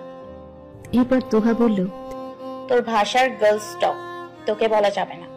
এবার যা, আমাদের জন্য কিছু নিয়ে আয়, অনেক খিদে লেগেছে। ইশরা এসো, আমরা অনুষ্ঠান দেখি। তোহা এবং ইশরা কথা বলতে বলতে স্টেজের দিকে চলে গেল। সাফায়েত বোকা বোকা চাহনিতে তাদের যাওয়া দেখতে লাগলো। কি হলো এটা? অনুষ্ঠান শেষ হয়ে গেলেও ক্যাম্পাসে এখনো ছাত্রছাত্রীতে পরিপূর্ণ। বিদায়প্রাপ্ত ছাত্রছাত্রীরা শেষবারের মতো নিজেদের প্রিয় বিশ্ববিদ্যালয়কে দেখছে। কেউ কেউ নিজের প্রিয় বন্ধুদের সাথে জমিয়ে আড্ডা দিচ্ছে। এসব দৃশ্য দেখে সাফায়েত ইশরাকে বলল, পরের বছর এভাবে আমাদেরও বিদায় অনুষ্ঠান হবে। এখন তো প্রতিদিন তোমার সাথে ভার্সিটির বাহানায় হলেও দেখা হচ্ছে, কিন্তু তখন কিভাবে দেখা হবে? তখন তো এভাবে ক্লাস ফাঁকি দিয়ে আমরা ঘুরতে পারবো না। ইশরা মন খারাপ করছে বুঝতে পেরে সাফায়েত হালকা হেসে তার মাথায় হাত রেখে বলল, আরে ধুর, এতে মন খারাপ করার কি আছে? আমাদের কম দেখা হবে এটা না ভেবে এটা ভাবো, এরপর আমি জবের জন্য চেষ্টা করতে পারবো। আর একটা ভালো চাকরি যদি আমি জোগাড় করতে পারি, তবে তোমার ফাইনাল ইয়ার শেষ হওয়ার পরেই আমরা বিয়ে করে নিতে পারবো। ততদিনে হয়তো আমার পজিশনও ভালো পর্যায়ে পৌঁছে যাবে, তখন তোমার বাবা মাও আর ফিরিয়ে দিতে পারবে না। সাফায়েতের কথায় ইশরার খারাপ লাগা ভাব মুহূর্তেই দূর হয়ে গেল। ভাবল, 1-2 বছর হয়তো একটু কম দেখা হবে, কিন্তু যদি সাফায়েত একটা ভালো জায়গায় পৌঁছাতে পারে, তখন আমাদের সম্পর্ক পূর্ণতা পাবে। তখন তো সারা জীবন আমরা একসাথে থাকবো। বয়ে চলা নদীর জলের দিকে এক দৃষ্টিতে তাকিয়ে আছে তোহা। আশেপাশের কিছুতেই যে তার মনোযোগ নেই সেটা তাকে দেখেই বোঝা যাচ্ছে। কি হয়েছে তোহারানি, এভাবে চুপচাপ দাঁড়িয়ে আছিস যে? ঘাড় ঘুরিয়ে সাফায়েতের দিকে এক পলক তাকিয়ে দৃষ্টি সরিয়ে নিল সে। শান্ত কণ্ঠে বলল, কিছু হয়নি সাফু, তুই যা। আমি অন্ধ নই তোহা, আমি স্পষ্ট দেখতে পাচ্ছি তোমার কিছু হয়েছে। সেদিন বলছিলি প্র্যাকটিসের জন্য আমার সাথে কথা বলার সময় পাচ্ছিলি না, কিন্তু অনুষ্ঠান শেষ হলো আজ 1 সপ্তাহ। কিন্তু এখন তো তোর কোনো প্র্যাকটিস বা অন্য কিছু নেই। আচমকা এ ধরনের অদ্ভুত ব্যবহার করছিস কেন তুই? ঠিক মতো কথা বলছিস না, 4টা কথার জবাবে 1টার উত্তর দিচ্ছিস, ফোন দিলে ধরিস না। কি হয়েছে তোহারানি, আমাকে বল। এরপরে তোহার হেলদোল না দেখে সাফায়েত তাকে জোর করে নিজের দিকে ফেরালো। তার দিকে তাকাতে সর্বপ্রথম তার নজরে এলো তোহার চোখে জল জমে আছে। বিচলিত কণ্ঠে সাফায়েত প্রশ্ন করল, এই তোহা, কি হয়েছে তোর? কান্না করছিস কেন? কাঁপা কাঁপা কণ্ঠে তোহা এবার বলল, আমি যাকেই পছন্দ করি সেই কেন আমাকে পছন্দ করে না বলতে পারবি সাফু? কেন আমার পছন্দের জিনিস অন্য কারোর পছন্দ হয়ে যায়? কেন অন্যরাই সেটা পায়? অন্যরা নিজের পছন্দ ছিনিয়ে নিতে পারলে আমি কেন পারি না বলতে পারবি তুই? কেন ছিনিয়ে নেওয়ার মনোভাবটা আমার মধ্যে নেই সাফু? কেন আমি এতটা ভালো? এই ভালো মানুষই দেখাতে গিয়ে যে আমার পছন্দের জিনিস আমার চোখের সামনে অন্য কারোর হয়ে যাচ্ছে, জেনেও হাত গুটিয়ে বসে থাকি? কথার মাঝে তার চোখ দিয়ে টপটপ করে জল গড়িয়ে পড়তে লাগলো। সাফায়েত বুঝলো তোহার মন ভীষণভাবে খারাপ। এবার সে বিচলিত হলো না, ধীরে সুস্থে বলল, কারণ আমার তোহারানি স্বার্থপর নয়। সে অন্তর থেকে একজন ভালো মানুষ, একজন ভালো মনের অধিকারী। স্বার্থপর হওয়া ভালো নয়, কিন্তু কিছু ক্ষেত্রে স্বার্থপর না হয়েও উপায় নেই। ছেলেটার কথা খুব মনে পড়ছে, তাই না? তাই তুই নিজে স্টেজে ওই গানটা গেয়েছিলি। কি আমি ঠিক বলেছি তো? তোহা ঠোঁট চেপে কান্না আটকানোর বৃথা চেষ্টা করছে। সাফায়েতের কথায় মাথা নাড়িয়ে হ্যাঁ বলল সে। ডাক টেনে বলল, জানিস, সেদিন ওকে অনেক সুদর্শন লাগছিল, সাথে ওর ভালোবাসার মানুষটাকেও। দুজনকে অনেক মিষ্টি লাগছিল। আমি পুরো অনুষ্ঠান জুড়ে চেষ্টা করেছি এড়িয়ে চলার, কিন্তু পারিনি রে। তারা দুজন আমার চোখের সামনে হাতে হাত ধরেছিল, ভালোবাসাময় কথার আদান প্রদান করছিল। আমি শুধু নিষ্প্রাণ চোখে তাদের দেখছিলাম। আচ্ছা, মেয়েটা জায়গায় আমি কেন হলাম না? কেন আমার ভাগ্যে সে নেই বলতে পারিস? তুই তো আমাকে ছেলেটার নাম ঠিকানা কিছুই বলিসনি, এমনকি ছেলেটা দেখতে কেমন তাও বলছিস না। কেন শুধু শুধু নিজেকে এভাবে কষ্টের মধ্যে ঠেলে দিচ্ছিস তোহা? তুই যদি সাহস করে বলতে না পারিস, আমাকে শুধু একবার বল, আমি নিজে তোদের এক করার ব্যবস্থা করে দেব। না সাফায়েত, ভুলেও সেই ছেলের খোঁজ নেওয়ার চেষ্টা করবি না। আমাকে ছুঁয়ে কথা দে, তুই কখনো সেই ছেলে সম্পর্কে জানার চেষ্টা করবি না। বল তুই আমাকে ছুঁয়ে। এবার সাফায়েত খানিকটা রেগে গেল, তেজি কণ্ঠে বলল, তুই নিজেও বলবি না, আমাকেও কিছু করার বা বলার সুযোগ দিচ্ছিস না, তাহলে কি করবি তুই? এইভাবেই কি সারা জীবন কষ্ট হয়ে বেড়াবি? শোন, ছেলেটাকে নিজের মনের কথা বলে দে, তারপর যা হবে দেখা যাবে। কেন নিজেকে এইভাবে কষ্ট দিচ্ছিস তোহা? তোহা নীরবে বয়ে চলা নদীর দিকে তাকিয়ে বিষাদের হাসি ঠোঁটের কোণে ঝুলিয়ে বলল, বুঝলি সাপু, আমার গল্পে আমি নায়িকা। আমার গল্প শুনলে সবাই কষ্ট পাবে, সেই মেয়েকে দোষারোপ করবে, কিন্তু তাদের গল্পে আমি নিছক এক তুচ্ছ চরিত্র। তাদের ভালোবাসার গল্পে আমি কেবলমাত্র একজন তৃতীয় ব্যক্তি। তুই যতই মন উজাড় করে ভালোবাসিস, একপাক্ষিক ভালোবাসার পরিসমাপ্তিতে কষ্ট আর বিষাদের ছোঁয়াই থেকে যায়।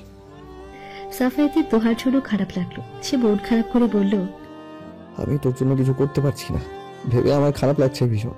তোকে কষ্ট পেতে দেখে আমার একটুও ভালো লাগে না তোহা রানী। কিচ্ছু করতে হবে না তোর, শুধু আমার পাশে থেকে আমাকে একটু শক্ত থাকার সাহস দে, তাতেই হবে। সাফায়েত পরবর্তীতে কিছু বলার মতো শব্দ খুঁজে পেল না। তোহাও আর বেশি কিছু বলল না। দুজনেই বয়ে চলা নদীর দিকে মন খারাপ করে তাকিয়ে রইল। একজনের মন খারাপ বন্ধুকে কষ্ট পেতে দেখে, অপরদিকে আরেকজন ভালোবাসার মানুষকে মনের কথা বলতে না পেরে কুমড়ে মরছে। কাছের কয়েকজন বন্ধুকে নিয়ে ইশরার জন্মদিনের অনুষ্ঠানের আয়োজন করছে সাফায়েত। বন্ধু বান্ধবরা সবাই বেশ হাসি খুশি, তাদের সম্পর্কের কথা তারা সবাই জানে, বিধায় তারাও প্রেমিক চুকলে নিয়ে ভালোবাসা দেখে বেশ খুশি। বন্ধুদের সাথে কথার মাঝে সাফায়েতের ফোন বেজে উঠল। ফোন বের করে দেখলো তুহা ফোন দিয়েছে। ঠোঁটের কোণে থাকা হাসি আরো চওড়া হলো। একটু দূরে এসে ফোন রিসিভ করে বলল, কি ব্যস্ত মানুষ, ইদানিং তো আপনার খোঁজই পাওয়া দুষ্কর। তা হঠাৎ কি মনে করে ফোন দিলেন? এই এখন এটা বলবি না যে তুই আসছিস না, না এলে আমি তুলে নিয়ে আসবো তোকে। সব ফ্রেন্ডসরা থাকবে আর আমার বেস্ট ফ্রেন্ড তুই থাকবি না, তা তো হতে পারে না। সাফায়েতের কথায় গুরুত্ব দিল না তোহা। সে ফুপিয়ে কান্না করতে করতে বলল, সাফু তুই একটু আসতে পারবি দোস্ত? তোহার কণ্ঠস্বরে সাফায়েতের হাসি মিলিয়ে গেল। অস্বস্তি হয়ে উঠল সে। তোহা কি হয়েছে তোর?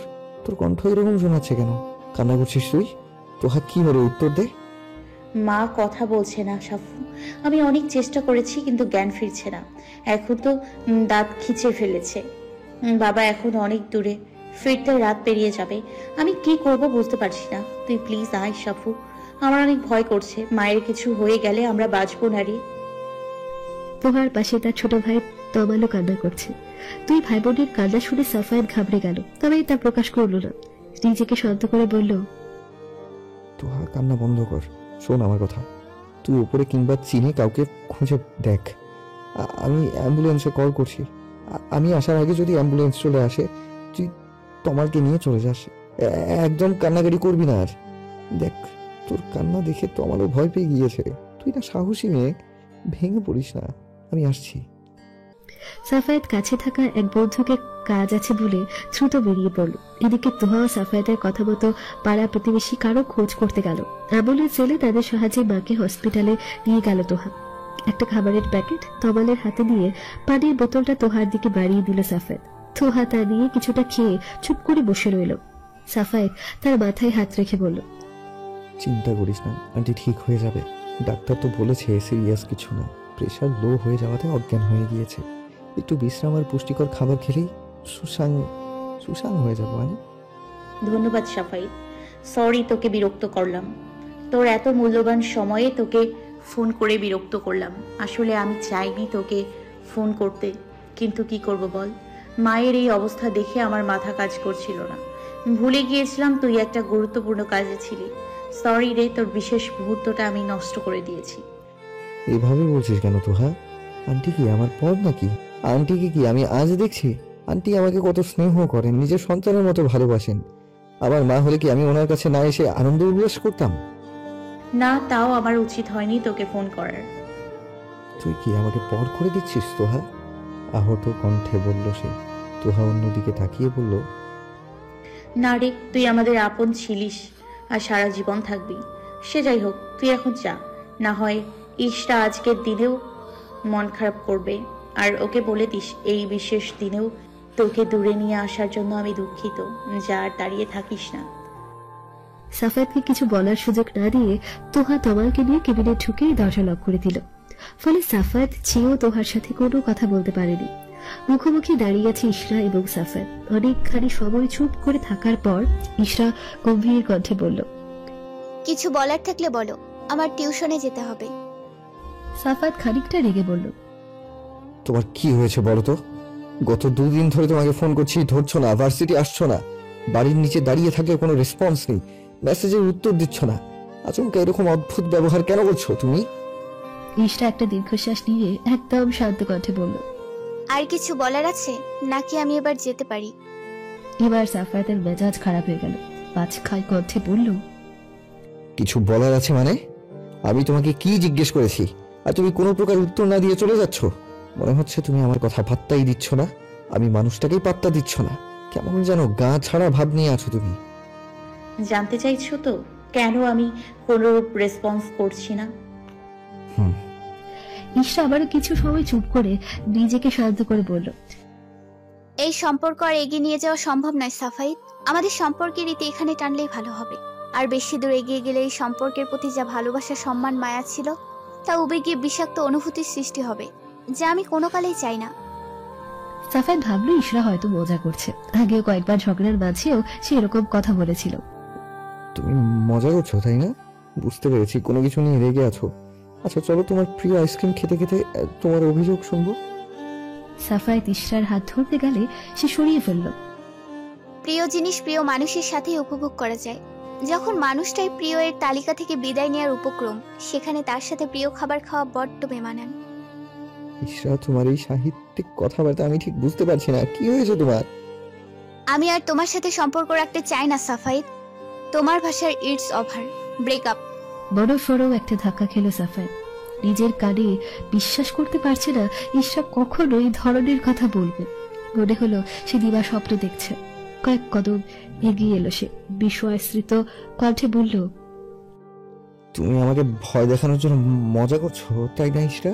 তুমি জানো আমি এই কথা শুনে অস্থির হয়ে যাব, তাই না? বলো। এবার ইশরা একটু উচ্চ স্বরে বলল, বাংলা কথা বোঝো না তুমি?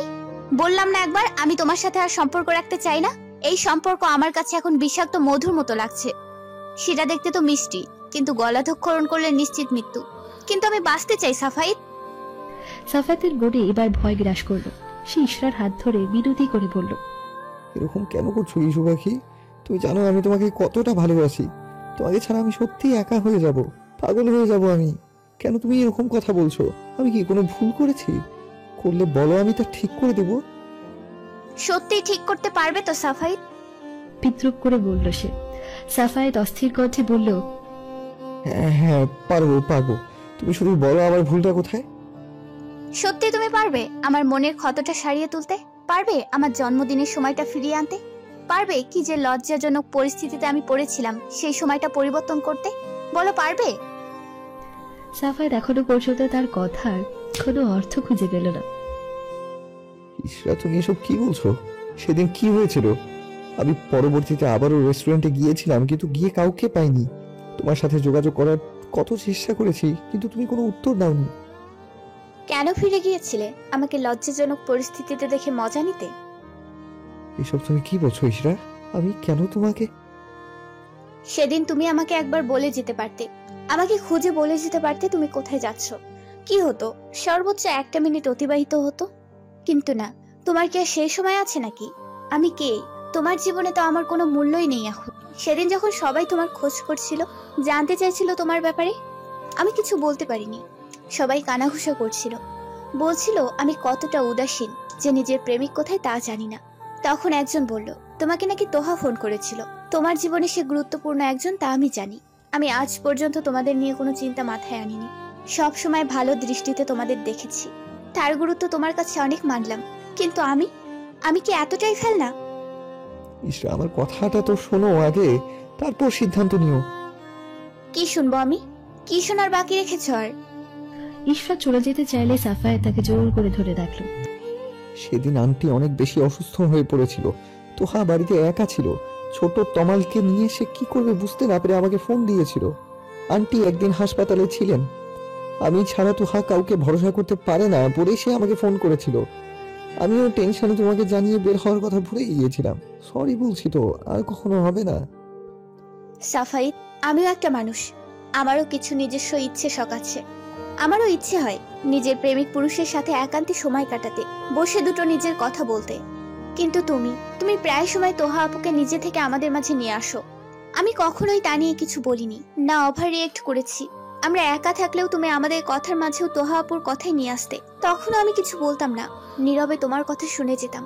কিন্তু সেদিন আমার জন্মদিনের নাম করে আমাকে সবার সামনে যেরকম লজ্জায় ফেললে, আমি সত্যি কখনো এটা আশা করিনি। ইশরা, আমি সত্যি বুঝতে পারিনি তোহা আমাদের সাথে থাকলে তোমার সমস্যা হয়।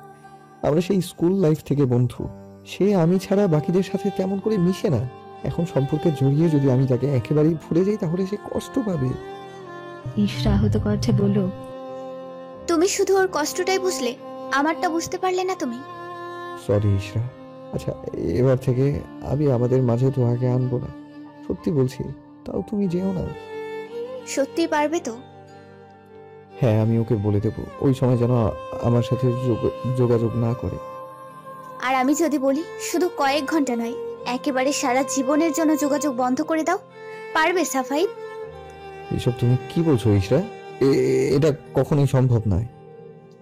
কেন সম্ভব নয় সাফাইত? আমি আগেও বলেছি তোহা আমার বেস্ট ফ্রেন্ড, এইভাবে কারণ ছাড়া আমি ওর সাথে যোগাযোগ বিচ্ছিন্ন করতে পারি না। কেন পারো না সাফাইত? তোমরা কি আসলেই বন্ধু, নাকি আশেপাশে স্টুডেন্টরা যা বলে তাই সত্যি? তোমরা দুজন বন্ধুর থেকেও বেশি কি? ইশরা! হুঙ্কার দিয়ে উঠল সাফাত। লোক সমাগম থেকে একটু দূরে থাকায় তেমন কেউ তাদের খেয়াল করে না। ইশরা মনে মনে ভীষণ কষ্ট পেল, চোখে জল জমতে চাইলেও সে আটকে রাখলো। পিতৃপ করে হেসে বলল, গায়ে লেগেছে না? খুব খুব বড় সত্যি বলে ফেলেছি কি আমি? তার মানে লোকে যা বলতো তাই সত্যি? তোমরা আসলে ফ্রেন্ডস উইথ বেনিফিট, তাই জন্যই কি সে ফোন দিলেই তুমি সব কাজ ফেলে ছুটে যাও তার কাছে? চুপ, একদম চুপ। তোমাকে ভালোবাসি বলে এত সময় সহ্য করেছি, কিন্তু আর নয়। তোমার এই নোংরা মুখ বন্ধ করো। ছি, এরকম একটা নিচু মন মানসিকতার মেয়েকে আমি সবটুকু দিয়ে ভালোবেসেছি ভাবতেই লজ্জা লাগছে। সাফায়াতের কথায় বেশ আহত হলো ইশরা। ও, এখন আমি নোংরা হয়ে গেলাম কেন বলো তো? সত্যিটা বলেছি তাই। চুপ করো ইশরা, তুমি এতটা নিচু মনের হবে আমি ভাবতেও পারিনি। ভেবেছিলাম বাকিরা যাই বলুক অন্তত তোমার চিন্তাধারা ভিন্ন হবে, পবিত্র হবে। কেন? দুজন ছেলে কিংবা দুজন মেয়ে যদি বন্ধু হতে পারে, তবে একজন ছেলে একজন মেয়ে কেন হতে পারবে না? বন্ধুত্ব কি লিঙ্গ দিয়ে হয়? বন্ধুত্ব হয় মধুর সম্পর্ক, যাদের রক্তের মিল না থাকলেও মনের মিল থাকে। তোহা আর আমার বন্ধুত্বটাও ঠিক সেরকম। আমি কখনোই তোহাকে সেই নজরে দেখিনি, ওকে সবসময় বন্ধুর নজরে দেখেছি, একজন বোনের নজরে দেখেছি। তাই তো সবসময় চেষ্টা করি ওকে ভালো রাখার, সুরক্ষিত রাখার। আর তুমি কি ছি ইশরা। আর যাই হোক, তোমার মুখ থেকে এই কথা শোনার পর আমি তোমার সাথে আর থাকতে পারবো না। তোমাকে দেখলেই আমার এখন গা ঘিন ঘিন করছে। আজকের পর থেকে তুমি কি আমি তোমার সাথে আর সম্পর্ক রাখবো না। যার এখনই মন মানসিকতা এরকম, তাকে নিজের অর্ধাঙ্গিনী হিসেবে আমি অন্তত মেনে নিতে পারবো না। ভালো থেকো। সাফায় দ্রুত স্থান ত্যাগ করলো, একবারও পেছন ফিরে তাকালো না। ইশরা সেখানে থাকা বেঞ্চে বসে নীরবে এত সময় আটকে রাখা চোখের জল বিসর্জন দিতে লাগলো। তখন কষ্ট এবং রাগের মাথায় কথাগুলো বললেও এখন তার কষ্ট হচ্ছে, প্রিয় মানুষ হারিয়ে যাওয়ার কষ্ট। আর যাই হোক, তার ভালোবাসা একদম পবিত্র ছিল, সে মন থেকে সাফায়াতকে ভালোবেসেছিল। ঈশ্বর নিজেও কখনোই চিন্তা করেনি এরকম একটা পরিস্থিতি কখনো তৈরি হতে পারে। কিরে সাপু, এসব আমি কি দেখছি? তোর হঠাৎ এই অবস্থা কেন? কয়েকদিন ধরে ভার্সিটি আসছিস না, ফোনও করছিস না, মেসেজের কোনো রেসপন্স নেই। আজ সকালে আন্টি আমাকে ফোন করে জানতে চাইলো কি হয়েছে। তুই নাকি খাওয়া দাওয়া করছিস না ঠিক মতো, দরজা বন্ধ করে বসে থাকিস। কি হয়েছে তোর? ব্যাগটা রেখে চেয়ার টেনে বসলো তোহা। সাফায়াত কোনো উত্তর না দিয়ে ওয়াশরুমে চলে গেল। তোহা পুরো রুমে চোখ বুলিয়ে দেখলো আগের থেকেও ঘরটা বেশি এলোমেলো। ভাবলো গুছিয়ে রাখবে, কিন্তু পরে আর তা করলো না। সাফায়াত বেরিয়ে এলে তার দিকে ভালো করে তাকালো, পর্যবেক্ষণ করলো তাকে। চোখ মুখের কি অবস্থা করে রেখেছিস তুই? চুলগুলো একেবারে কাকের বাসা হয়ে গিয়েছে। সেভ করিসনি কতদিন? পুরো একটা বন মানুষ লাগছে তোকে। তোর হাব ভাব দেখে মনে হচ্ছে যেন ছ্যাঁকা খেয়ে ব্যাকা হয়ে গিয়েছিস, একেবারে পুরো দেবদাস লাইট। যদিও তোহা শিশির কথাগুলো না জেনে মজা করে বলেছিল, কিন্তু সে তো আর জানে না তার মজায় বাস্তবে ঘটেছে। সাফায়েত বিছানার চাদর ভাঁজ করতে করতে বলল, ঠিকই বলেছিস, জীবনে একটাই প্রেম করেছিলাম আর তাতেই ব্যর্থ হলাম। তোহা তার কথার অর্থ বুঝতে পারল না। মানে এই সাফাইত, একদম মজা করবি না, সত্যি করে বল কি হয়েছে। বললাম তো, তুই যা বলছিস তাই, বিরহের কষ্টে দেবদাস হয়ে গিয়েছি। তোহা মুহূর্তেই উঠে দাঁড়ালো, অবাক কণ্ঠে প্রশ্ন করলো, কি কি সব বলছিস তুই? এই সাফু, কোথায় আছিস? খোলাসা করে আমাকে বল। সাফায়েত বেরিয়ে যেতে যেতে বলল, বস, আমি চা নিয়ে আসছি, আমার খুব মাথা ধরেছে। তোহা বসলো না, অস্থির হয়ে পুরো রুমে পায়চারি করতে লাগলো। সাফায়েত একটা কাপ তার দিকে বাড়িয়ে দিয়ে আরেকটা নিয়ে আরাম করে বিছানায় বসলো। তার এরকম নির্লিপ্ত ব্যবহার দেখে তোহা কিছুটা বিরক্ত হলো। চেয়ারটা টেনে তার মুখোমুখি বসে কিছুটা বিরক্তি নিয়ে বলল, কিরে বল, কি হয়েছে তোর? তখন ওসব কি বললি? ঈশ্বরের সাথে কি তোর সত্যি কোনো ঝামেলা হয়েছে, ঝগড়া হয়েছে? সাফায়েত কাপে চুমুক দিয়ে জানালা দিয়ে বাইরে তাকিয়ে বলল, আমাদের সম্পর্কের সমাপ্তি হয়ে গিয়েছে তোহা। মানে? বুক কেঁপে উঠল তার। মানে ব্রেকআপ হয়ে গিয়েছে আমাদের, এখন আমাদের দুজনের পথ সম্পূর্ণ আলাদা। তুই কি সব আবল তাবল বলছিস? মাথা ঠিক আছে তোর? রাতে ঠিক মতো ঘুম হয়েছে তোর? কি বলছিস তুই নিজে জানিস? এটাই সত্যি তোহা, আমাদের মাঝে সব সম্পর্ক শেষ। কিন্তু কেন? হঠাৎ তোদের মাঝে কি এমন হলো? আমাকে পরিষ্কার করে বল। বলতে গিয়েও থেমে গেল সাফায়েত। ভাবলেও ঈশ্বরের কথাগুলো তোহাকে বলা যাবে না, তাহলে মেয়েটা কষ্ট পাবে। তার থেকেও বড় কথা, ঈশ্বর সম্পর্কে তার একটা খারাপ ধারণা তৈরি হবে। যত যাই হোক, আমি ঈশ্বরকে ওর সামনে ছোট করতে পারবো না। কি রে, চুপ করে গেলি কেন? আমাদের মনে হয়েছে আমাদের মাঝে আর কোনো ভালোবাসা অবশিষ্ট নেই, কোনো ফিলিংস নেই, তাই আমরা ব্রেকআপ করে নিয়েছি। তুই মিথ্যা বলছিস সাফাইত। আমি জানি তুই ইশরাকে কতটা ভালোবাসিস, আর সেই তুই কিনা বলছিস তোর মাঝে আর কোনো ফিলিংস নেই। আমাকে বাচ্চা ভেবেছিস তুই?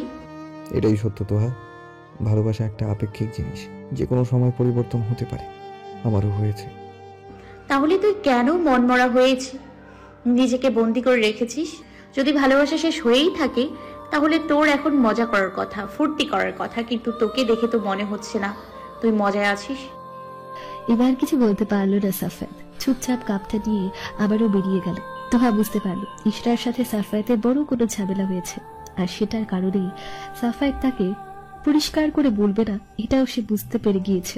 সমস্যার কারণ এবার তাকে শুধু একজনই বলতে পারে, ইশরা। বেশ কয়েকদিন অপেক্ষা করার পর আজ অবশেষে ইশরার দেখা পেল তোহা। সে পেছন থেকে কয়েকবার ডাকলেও ইশরার কোনো রূপ উত্তর না পেয়ে তার সামনে এসে দাঁড়ালো।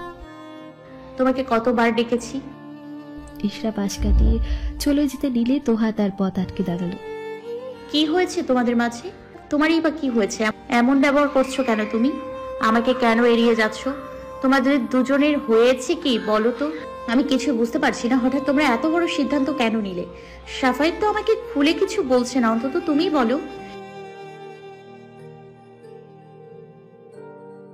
বিদ্রুপ করে বলল সে। কি সব বলছো তুমি ইশরা? আমি অভিনয় করছি? দেখো, এত ঘুরিয়ে কথা না বলে সরাসরি আমাকে বলো, কি বোঝাতে চাইছো তুমি? কেন হঠাৎ এতটা দূরত্ব তৈরি হলো তোমাদের মাঝে? ও প্লিজ, আর অবুঝের অভিনয় করো না তো আপু। তোমার প্রতি ন্যূনতম যে সম্মানটা আছে সেটাও না মুছে যায়। আমাদের মাঝে দূরত্বের একমাত্র কারণ শুধু এবং শুধু তুমি। তোহার মাথায় যেন বাজ পড়ল, অবাক কণ্ঠে বলল, আমার কারণে তোমাদের সম্পর্ক শেষ হয়ে গিয়েছে? হ্যাঁ তুমি। তোমরা দুজনেই বেঈমান, স্বার্থপর। তোমরা দুজন মিলে আমার অনুভূতি নিয়ে খেলা করেছো। সবাই বলতো তোমাদের মাঝে কিছু আছে, কিন্তু আমি বোকা, বিশ্বাস করিনি। উল্টো বলেছি তোমরা অন্যদের মতন না, তোমরা শুধুই বন্ধু। কিন্তু পরিশেষে কি হলো? সবার কথাই সত্যি হলো। তোমরা দুজন মিলে আমার অনুভূতিকে গলা টিপে মেরে ফেলেছো। বলতে বলতে ইশরার চোখ দিয়ে জল গড়িয়ে পড়তে লাগলো। ইশরা, বিশ্বাস করো, আমাদের মাঝে বন্ধুত্বের সম্পর্ক ছাড়া আর কিছুই নেই। তোহার কথা শ্রবণ না করে ইশরা আবারও বলল, কেন করলে আমার সাথে এমনটা? বলো, কি ক্ষতি করেছি আমি তোমাদের? আমি তো নিজে তোমাদের মাঝে আসিনি, বেশ তো একা ছিলাম আমি। কেন সাফায়েত আমার জীবনে এলো? সে যদি তোমাকেই পছন্দ করতো তাহলে কেন আমার জীবনে ক্ষণিকের জন্য এসে আমার গোছানো জীবনটা এলোমেলো করে দিল? আমি তো ওর কাছে যাইনি। কেন তোমরা আমার সাথে এত বড় জঘন্য খেলা খেললে? আচ্ছা, তুমি তো একজন মেয়ে, তুমি কি করে এসব করলে? তোমরা যা ইচ্ছে করতে, আমার কিছু যায় আসতো না। কেন তোমাদের মাঝে আমাকে নিয়ে এলে? বলো, উত্তর দাও। অনবরত তার চোখ দিয়ে জল গড়িয়ে পড়ছে। তার কান্না দেখে তোহার চোখেও জল জমে গিয়েছে। সে ইশরার কাঁধে হাত রেখে বলল, বোন, বিশ্বাস করো, সাফাই শুধু তোমাকে ভালোবাসে। তার মনে তুমি ছাড়া দ্বিতীয় কোনো ভালোবাসার নারী নেই। আমাকে সে সর্বদা একজন ভালো বন্ধু হিসেবে দেখে এসেছে। প্লিজ তোমরা এভাবে ভুল বোঝাবুঝির জন্য দূরে সরে যেও না। ইশরা ছটকা দিয়ে তার হাত সরিয়ে দিল। ঝাঁঝালো কণ্ঠে বলল, চুপ, একদম চুপ। আমাকে আর বোঝাতে হবে না। তোমাদের মধ্যে কিছু না থাকলে সাফাইত এভাবে তোমার জন্য চিন্তিত থাকতো না, ফোন করলেই ছুটে যেত না, কথায় কথায় তোমার গুণগান গাইতো না। এতদিন চোখে ভালোবাসার মিথ্যা কাপড় পরেছিলাম, এখন তা খুলে গিয়েছে। আমি আর কোনো কিছুতে মানবো না। সম্পর্ক শেষ মানে শেষ। এবার তোমরা দুজন ভালো থেকো, পারলে বিয়েও করে ফেলো। ইশারা নামক কোনো মানবী আর তোমাদের জীবনে আসবে না। সে চলে যেতে দিয়েও থেমে গেল। চোখের জল মুছে শক্ত বুক করে বলল, আর হ্যাঁ, যদি ন্যূনতম লজ্জাবোধ থাকে তবে কোনোদিন নিজের এই মুখটা আমাকে দেখাবে না। মিথ্যা বলবো না। তোমার এই চেহারা দেখলে এখন আমার ঘৃণা লাগে। নারী নামে কলঙ্ক তুমি। দ্রুত পায়ে স্থান ত্যাগ করল ইশরা। তোহা থম মেরে দাঁড়িয়ে আছে। কিছু সময় পর তার চোখ থেকে জল গড়িয়ে পড়তে লাগলো। যে সম্পর্ক ভাঙনের ভয়ে এতগুলো দিন নিজের অনুভূতিতে লুকিয়ে রেখেছি, গোপনে নিজের মনের কথা আড়াল করে রেখেছি, আজ সেই কারণেই তাদের সম্পর্ক ভাঙন ধরলো। তাহলে আমারই অনুভূতি লুকিয়ে রাখার ফল কি পেলাম? তুই কেন ওর কাছে গিয়ে ব্যাখ্যা করতে গেলি বল? আমি বলেছিলাম তোকে, কেন শুধু শুধু ওর কাছে গিয়ে এতগুলো কথা শুনলি? চিৎকার করে বলল সাফাই। আস্তে কথা বল সাফায়েত, মা বাড়িতেই আছে। তোকে কে বলেছে আমি ঈশ্বর কাছে গিয়েছিলাম? সেই আমাকে ফোন করে বলেছে, সাথে আমাদের নিয়ে আজে বাজে কথা বলতেও ছাড়েনি। তুই কষ্ট পাবি তাই আমি তোকে কিছুই জানাইনি। কেন তুই গেলি বল? দেখ সাফু, ঈশ্বর বুঝতে ভুল হয়েছে। তোর উচিত ওর সাথে বসে কথা বলে সব ঠিক করে নেয়া। না, যার মন এতটা সন্দেহ আর অবিশ্বাসে ভরা থাকে তাকে এখন মানিয়ে নিলেও ভবিষ্যতে ঝগড়া বিবাদ লেগেই থাকবে। যে তার ভালোবাসার মানুষের উপর এতটুকু ভরসা করতে পারে না, তার সাথে আমি থাকতে পারবো না। সে আমার চরিত্র নিয়ে কথা তুলতেও দ্বিধা করেনি। তুই আর চেষ্টা করিস না তোরা, এই সম্পর্ক আর কখনোই ঠিক হওয়ার নয়। একদম এক কদম এগিয়ে এসে পেছনে না তাকিয়ে বলল, পুনরায় চেষ্টা করলে নিজের যেচে অপমানিত হবি, সাথে আমাদের বন্ধুত্বেও ফাটল ধরবে। সাফাই চলে যেতেই তোহা ধপ করে বিছানায় বসে পড়ল। চুলগুলো মুঠো করে ধরে বিড়বিড় করে বলল, আমার জন্যই এসব কিছু হচ্ছে। যে সম্পর্ক টিকিয়ে রাখার জন্য নিজের ভালোবাসা লুকিয়ে রেখেছিলাম, এখন সেটা প্রকাশ না করেও সম্পর্ক টিকিয়ে রাখতে পারিনি। সব আমার জন্য হচ্ছে, সব দোষ আমার। এভাবেই নিজেকে দোষারোপ করতে লাগলো তোহা। পরক্ষণে আবারও শুধালো, আমার কি উচিত এই সুযোগটা ব্যবহার করা? সময় নদীর স্রোতের মতো বয়ে গিয়েছে। সময়ের সাথে তোহা এবং সাফায়েতের বিশ্ববিদ্যালয়ের শেষ বর্ষের ইতি ঘটেছে। আজ তাদের বিদায় অনুষ্ঠান। তারা দুজন বিশ্ববিদ্যালয় জীবনের শুরুতে ভেবেছিল শেষ দিনটা তারা অনেক আনন্দে কাটাবে, যেন তার সারা জীবন সুন্দর স্মৃতি হয়ে থাকে। কিন্তু সব চিন্তা ধারণাই যে বাস্তবে রূপ নেয়ই না। তারা ভেবেছিল অনেক আনন্দ উল্লাস করে শেষ দিনটা উপভোগ করবে, কিন্তু সেই আনন্দ তোহা কিংবা সাফায়েত কারোরই ভেতর থেকে আসছে না। সেদিনের পর আগের সে হাসি খুশি থাকা সাফায়েত একদম নিশ্চুপ হয়ে গিয়েছে। পূর্বে যাকে পরীক্ষার আগে ছাড়া ক্লাস কিংবা বইয়ের কাছে দেখা যেত না, সেদিনের পর থেকে সে সারাদিন বইয়ে মুখ গুজে থাকে। তার এই পরিবর্তনের কারণে তোহার মনেও তার প্রভাব পড়েছে। দুজনের বন্ধুত্ব থাকলেও না চাইতেও কোথাও একটা অদৃশ্য ভাষা দেয়াল তৈরি হয়েছে তাদের মাঝে। আগের তুলনায় অনেকাংশে কম কথাবার্তা হয়। সংক্ষেপে কথাবার্তা শেষ করলেই যেন তারা বাঁচে। অনুষ্ঠানের মাঝে তোহা সাহস জুগিয়ে বিড়বিড় করে সাফায়েতকে বলল, একবার ইশরাকে ফোন দিবি? হয়তো এতদিনে সব ভুলে গিয়েছে। একটু কথা বলে দেখ, সে মেনে নেবে। কথার মাঝে সাফায়েত শান্তভাবে তার দিকে তাকালেও তার চোখের আগের আভাস স্পষ্ট বুঝতে পারল তোহা। পরবর্তীতে কিছু বলার সাহস হলো না তার। দেখতে দেখতে আরো একটা বছর পার হয়ে গেল। দরজার সামনে অনেকগুলো জুতো দেখে কপাল কুঁচকে এলো ইশরা। নিজের জুতো জোড়া জায়গা মতো রেখে কৌতূহলী নয়নে ভেতরে প্রবেশ করলো সে। বসার ঘরে পরিচিত দুজনের পাশে বর্তমানে বিতৃষ্ণার তালিকায় থাকা মানুষটাকে দেখে ইশরা কিছুটা অবাক এবং বিরক্ত হলো। ইশরাকে দেখে তার দিকে হাসি মুখে তাকালো তোহা। তবে ইশরা কোনোরূপ বিপরীত প্রতিক্রিয়া না দেখিয়ে রান্নাঘরে নিজের মায়ের কাছে চলে গেল। মা, ওনারা এখানে কেন এসেছেন? ইশরার বা সাফায়েতের কথা জানলেও তাদের সম্পর্কের উত্থান পতন বিচ্ছেদ এসবের কিছু সম্পর্কে তিনি অবগত নন বলেই হাসি মুখে বললেন, আরে ওনারা তোর জন্য সম্বন্ধ নিয়ে এসেছেন, যা তাড়াতাড়ি তৈরি হয়ে নে। তুই আমাদের আগে বলবি না, তাহলে প্রস্তুতি নিয়ে রাখতাম। আমাকে চেয়েও বেশি বিরক্ত এবং রাগ হলো ইশরা। তাতে দাঁত চেপে বলল, এসেছে ভালো মন্দ কিছু পরিবেশন করে ওনাদের প্রস্থান করতে বলো। ওনারা যেই আশায় এসেছেন সেটা হবে না। কি সব বলছিস তুই? আমি এই প্রস্তাবে রাজি নই। সাফাইত নামে কোনো পুরুষের স্থান এখন আমার জীবনে নেই। তুমি ওনাদের বিদায় করবে। আমাকে যদি কিছু বলতে হয় কাউকে কথা শোনাতে ছাড়বো না।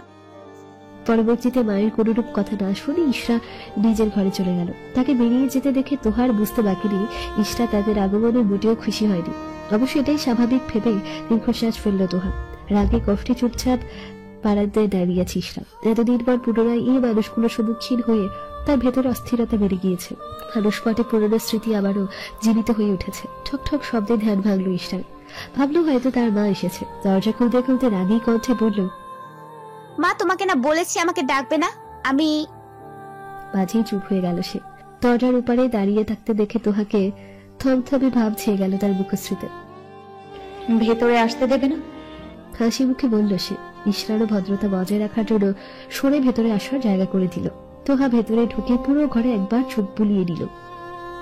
বেশ গোছানো তোমার ঘরটা। ইশরা তার কথায় মনোযোগ না দিয়ে গমগমে কণ্ঠে প্রশ্ন করল, এখানে কেন এসেছো? কি চাই এতদিন পর? বসতে পারি?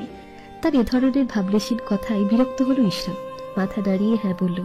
একটা চেয়ার টেনে বসে তোহা ধীরে সুস্থে বলল, আন্টি থেকে তো শুনেছ কেন আমরা এখানে এসেছি। শুনেছি, আর নিজের উত্তরও বলে এসেছি। এখন তোমাকে আবারও বলছি, দয়া করে এখান থেকে চলে যাও। সাফাইতের সাথে আমি কোনো রূপ সম্পর্ক রাখতে চাইছি না। 2 বছর পর আবারও অভিনয় করতে এসেছো কেন? ভালো ভালোই তো সরে গিয়েছিলাম তোমাদের দুজনের মাঝখান থেকে। নিজেকে নিয়ে বেশ ভালোই ছিলাম। তাহলে কেন পুনরায় আবারও আমাকে পীড়া দিতে এলে? আঙ্কেল আন্টিকে আমি কোনোরূপ অসম্মান করতে চাইছি না। তাই তোমার কাছে অনুরোধ করছি, ওনাদের নিয়ে চলে যাও। কেন তুমি সাফাইতে থেকে দূরে সরে এলে? আমার কারণেই তো। চুপ হয়ে গেল ইশরা। তার এই বিষয়ে কথা বলতেও বিতৃষ্ণা লাগছে। কি হলো বলো? হ্যাঁ, শুনতে খারাপ লাগলেও তোমার কারণে আমাদের মাঝে অনাকাঙ্ক্ষিত দূরত্ব। এতগুলো দিন এতগুলো মাস আমরা দূরে থেকেছি শুধুমাত্র তোমার কারণে। কেন? আমাদের বন্ধুত্বটা কি তোমার পছন্দ নয়? তোমাদের বন্ধুত্ব নিয়ে আমার কোনো সমস্যা কোনো কালেই ছিল না, কিন্তু তোমাদের এই বাড়াবাড়ি আমি আর নিতে পারছিলাম না। সাফাইত তো বলেছেই সে আমাকে বন্ধু ছাড়া অন্য কোনো দৃষ্টিতে দেখে না। তাও কেন এই সম্পর্কের ইতি টানলে? সত্যিই দেখো না, এই 2 বছরে কি তার মধ্যে কোনো কিছুর অভ্যাসই তুমি পাওনি? না। সোজা সাপটা জবাব দিল তোহা। পরবর্তীতে আরো বলল, সাফাইত খুবই পবিত্র মনের একজন মানুষ। সে প্রত্যেকটা সম্পর্ককে সম্মান করে এবং তা নিয়ে খুবই সিরিয়াস। শুনতে ভালো না লাগলেও তোমার আগে তার জীবনে আমার আগমন হয়েছে, তাই সে আমাকে নিয়ে বেশি ভাবতো, এখনো ভাবে। তবে তা শুধু একজন ভালো বন্ধু হিসেবে, যা একজন প্রকৃত বন্ধুর বৈশিষ্ট্য। এই যে এত উত্থান পতন, সম্পর্কের বিচ্ছেদ, এতে সে আগের থেকে চুপচাপ হয়ে গিয়েছে। আগে সেই মুক্ত পাখির মতো ওরা স্বভাবটা সে খাঁচার মধ্যে বন্ধ করে রাখলেও আমাদের বন্ধুত্ব আজও অটুট। একজন বন্ধু হিসেবে সে আজও আমার পাশে আছে। ইশরা কিছু সময় চুপ থেকে বলল, সাফাইত না হয় তোমাকে বন্ধুর নজরে দেখে, কিন্তু তুমিও কি শুধু তাকে বন্ধুই ভাবো? নিজের বুকে হাত রেখে বলতে পারবে? থমকে গেল তোহা। মুহূর্তে কোনরূপ উত্তর সে দিতে পারল না। জিহ্বা দিয়ে ঠোঁট ভিজিয়ে মুখে হাসি রেখে বলল, সে আমার ভালো বন্ধু, বিপদের সঙ্গী, হাসি কান্নার ভাগিদার এবং আমার গোপন কথার ভান্ডার। তোহা খানিকটা এগিয়ে এসে ইশরার কাঁধে হাত রেখে বলল, সাফায়েতকে কি তুমি সত্যি আর ভালোবাসো না ইশরা? সে ফিরে আসতে চাইলেও কি তাকে ফিরিয়ে দেবে? ইশরা উত্তর দিতে না পেরে চোখ ঠিক ওদিক ঘুরাতে লাগলো। তোহা তাকে ঘুরিয়ে আয়নার দিকে ফিরিয়ে বলল, তোমার চোখের ভাবই বলে দিচ্ছে তুমি আজও সাফায়েতকে আগের মতোই ভালোবাসো। ইশরা, ভালোবাসায় ঝগড়া, মনোমালিন্য, খুনসুটি থাকে, এসব ছাড়া ভালোবাসা ফিকে। কিন্তু ভালোবাসায় ইগো থাকতে নেই। ইগো থাকলে সে সম্পর্ক কখনোই সুখকর হয় না। বিছানায় রাখা ব্যাগটা ইশরার দিকে বাড়িয়ে দিয়ে বলল, সাফায়েত তোমার ছিল, তোমারই থাকবে। আমি কখনোই তোমাদের মাঝে তৃতীয় ব্যক্তির ভূমিকা পালন করব না, বরং একজন বন্ধু এবং শুভাকাঙ্ক্ষী হয়ে তোমাদের পাশে থাকব। ইশরা ব্যাগটার দিকে তাকিয়ে ভাবতে লাগলো তার এখন কি করা উচিত। আসতে পারি? এতগুলো দিন পর আবারও সেই চিরচেনা কণ্ঠ শুনে বুক হু হু করে উঠল ইশরা। কম্পনরত কণ্ঠে ছোট করে বলল, আসুন। সবদ্বীপে ভেতরে এলো সাফায়েত। দরজাটা হালকা ভিলিয়ে দিয়ে বারান্দায় এসে দাঁড়ালো। দুজনের মাঝে অস্বস্তি।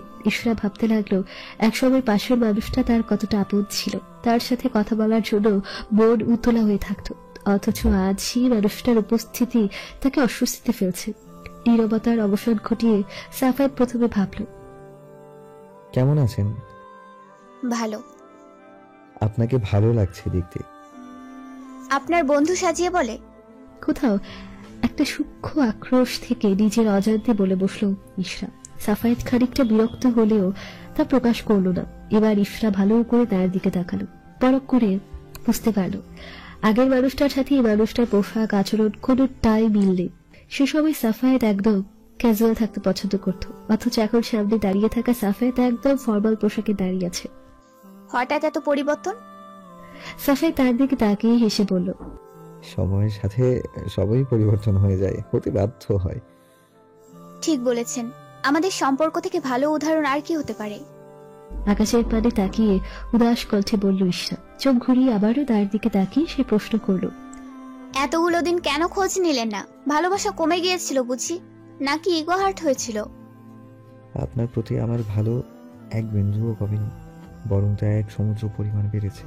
কিন্তু সেই ভালোবাসার স্রোতে ভাসিয়ে নেওয়া মানুষটা হারিয়ে গিয়েছিল বলে স্রোতের তীব্রতা সম্পর্কে সে অবগত নয়। না হলে সম্পর্কটা আজীবন নরবরে থেকে যায়। কারো আমার প্রতি এত নরবরে বিশ্বাস দেখে বড় ক্ষুণ্ণ হয়েছিল, ভীষণ কষ্ট পেয়েছিলাম। এখন যদি কেউ সেটাকে ইগো হিসেবে বিবেচনা করে, তাহলে এটা তার ব্যর্থতা। এতগুলো দিন পর কি মনে করে আবারও ফিরে এলেন? তোহা বলেছে বলে? সাফায়েত ঘুরে দাঁড়ালো। ইশরার চোখে চোখ রেখে জানতে চাইল, কোনটা শুনতে চান, সত্যটা নাকি মিথ্যা, যা আপনার মনকে সন্তুষ্ট করবে? সত্যিটা। হ্যাঁ, তোহার প্রচেষ্টার কারণেই আজ আমরা আবারও মুখোমুখি হয়েছি। আপনি আমাকে কষ্টের সমুদ্রে ভাসিয়ে দিয়ে চলে গেলেও সে ছেড়ে যায়নি, বরং মাছির ভূমিকা পালন করে আমাকে সেই সমুদ্র থেকে তুলে এনেছে। মেয়েটা আজও প্রতিনিয়ত নিজেকে দোষী ভেবে গুমড়ে মরছে। এই সম্পর্কের টানা পূরণের কারণ নিজেকে মনে করছে। সে আমাদের এক করার জন্য বদ্ধ পরিপক্ক ছিল, তাই তো আমাদের এক করার জন্য কোনো পথই সে বাদ রাখিনি। এখন যদি সে বলে আমাকে ছেড়ে দিতে, তাহলে কি ছেড়ে দেবেন? কিংবা যদি বলে সে আপনাকে বন্ধুর থেকেও বেশি কিছু মনে করে, তখন? তোহা কখনোই এমন করবে না, এটা আমার বিশ্বাস। সে জানে আমি একজনকে কতটা ভালোবাসি। প্রয়োজনে নিজেকে কষ্ট দেবে, তাও জেনে বুঝে কারো ক্ষতি সে কখনোই করবে না। এখন যদি আমি বলি আমি এরপরেও আপনার সাথে সম্পর্ক করতে চাই না, তখন? সাফায়েত হতাশ ভরা নিঃশ্বাস নিয়ে বলল, যদি এই সিদ্ধান্তই হয়, তবে ভবিষ্যতে জীবনের জন্য শুভ কামনা। সব সময় ভালো থাকবেন। নিজের সিদ্ধান্ত জানানোর আগে তোহার দিকে তাকালো ইশরা। তোহা কি বুঝলো সে জানে না, তবে সে মুচকি হেসে তাকে চোখের ইশারায় আশ্বস্ত করলো, যা দেখে কোথাও যেন ইশরার একটা শান্তি অনুভব করলো। মনে হলো কোনো বোঝা কমে গিয়েছে। আমি রাজি এই বিয়েতে। হাসি মুখে জানল সে। তার উত্তরে পুরো ঘরে খুশির জোয়ার বয়ে গেল। সাফায়েতের মা সাথে নিয়ে আসা আংটিটা ইশরার হাতে পরিয়ে দিয়ে বিয়ের কথা পাকা করলো। সাফায়েত এবং ইশরা তার দিকে তাকালে তোহা হেসে ইশারায় তাদের একসাথে ভালো লাগছে বোঝালো। সাফায়েতও তাকে বিনা শব্দে ঠোঁট নাড়িয়ে ধন্যবাদ জানালো।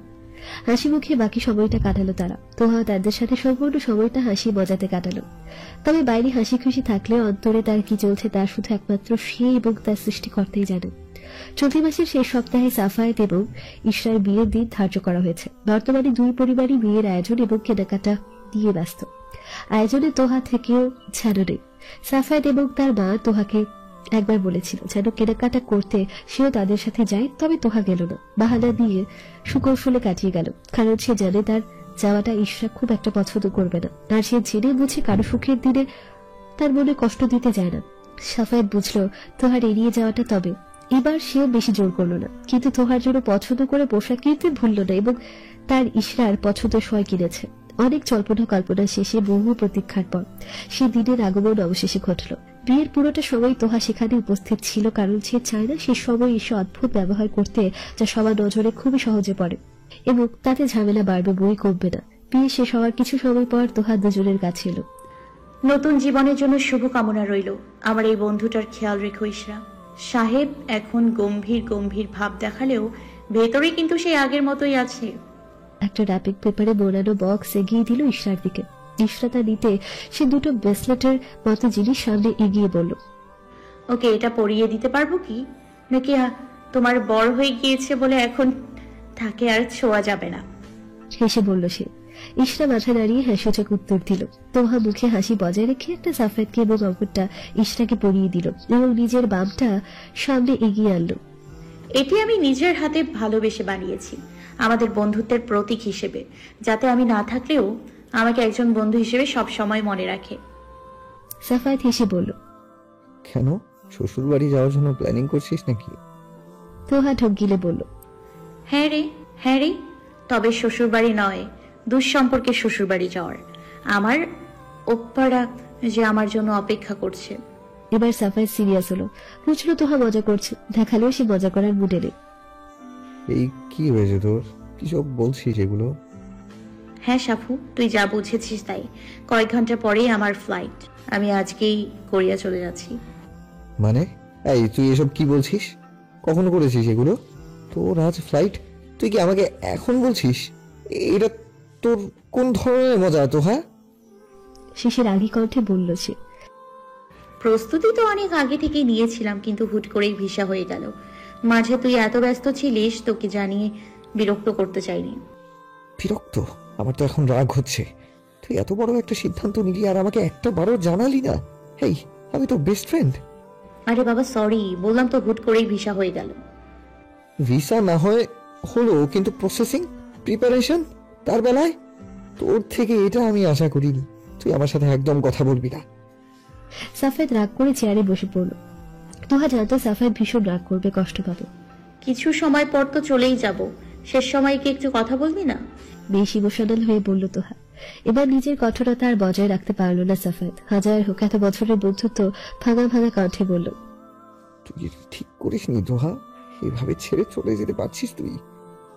আরে বাবা, আমি তো কয়েক বছর পর চলেই আসব, এরকম করলে কিন্তু আমার যেতে খারাপ লাগবে। তুই কি সেটাই চাইছিস? না, চল তোকে আজ কবজি ডুবিয়ে খাওয়াবো। শেষবারের মতো দেশের খাবার তৃপ্তি করে খেয়ে নে। ওখানে গিয়ে এসব সুস্বাদু খাবার জীবনেও পাবি না। তখন আমি তোকে ফোন দিয়ে এসব খাবার দেখাবো, তুই শুধু দেখবি আর মুখ দিয়ে লাড়া গড়িয়ে পড়বে। ছি, চুপ কর শয়তান, আমাকে খাবারের লোভ দেখাতে আসবি না। তোহার বেশ যত্ন আত্মি করলো সবাই, এমনকি ইশরাও। বিদায় বেলায় সবাই তোহার সাথে টুকটাক কথা বলল। কেউই প্রস্তুত ছিল না তোহার এই অনাকাঙ্ক্ষিত সিদ্ধান্তে। তোহা ইশরাকে জড়িয়ে ধরল। ভালো থেকো তোমরা। তুমি আমার কথায় কষ্ট পেয়ে দেশ ছাড়ছো, তাই না আপু? কেঁপে উঠল তোহা, নড়বড়ে কণ্ঠে বলল, না, একদমই না। তোমার কথায় আমি একটু কষ্ট পাইনি। আমার আগে থেকেই ইচ্ছে ছিল বাইরে যাওয়ার, তাই তো আগে থেকেই সবকিছুর প্রস্তুতি নেওয়া শুরু করেছিলাম। ইশরাকে ছেড়ে সোজা হয়ে দাঁড়ালো তোহা, তার কাঁধে হাত রেখে আবারও বলল, এসব কথা এখন মাথা থেকে ছেড়ে ফেলে দাও। নতুন একটা জীবন শুরু করেছো, এতে অতীতের স্মৃতি নিয়ে প্রবেশ করো না।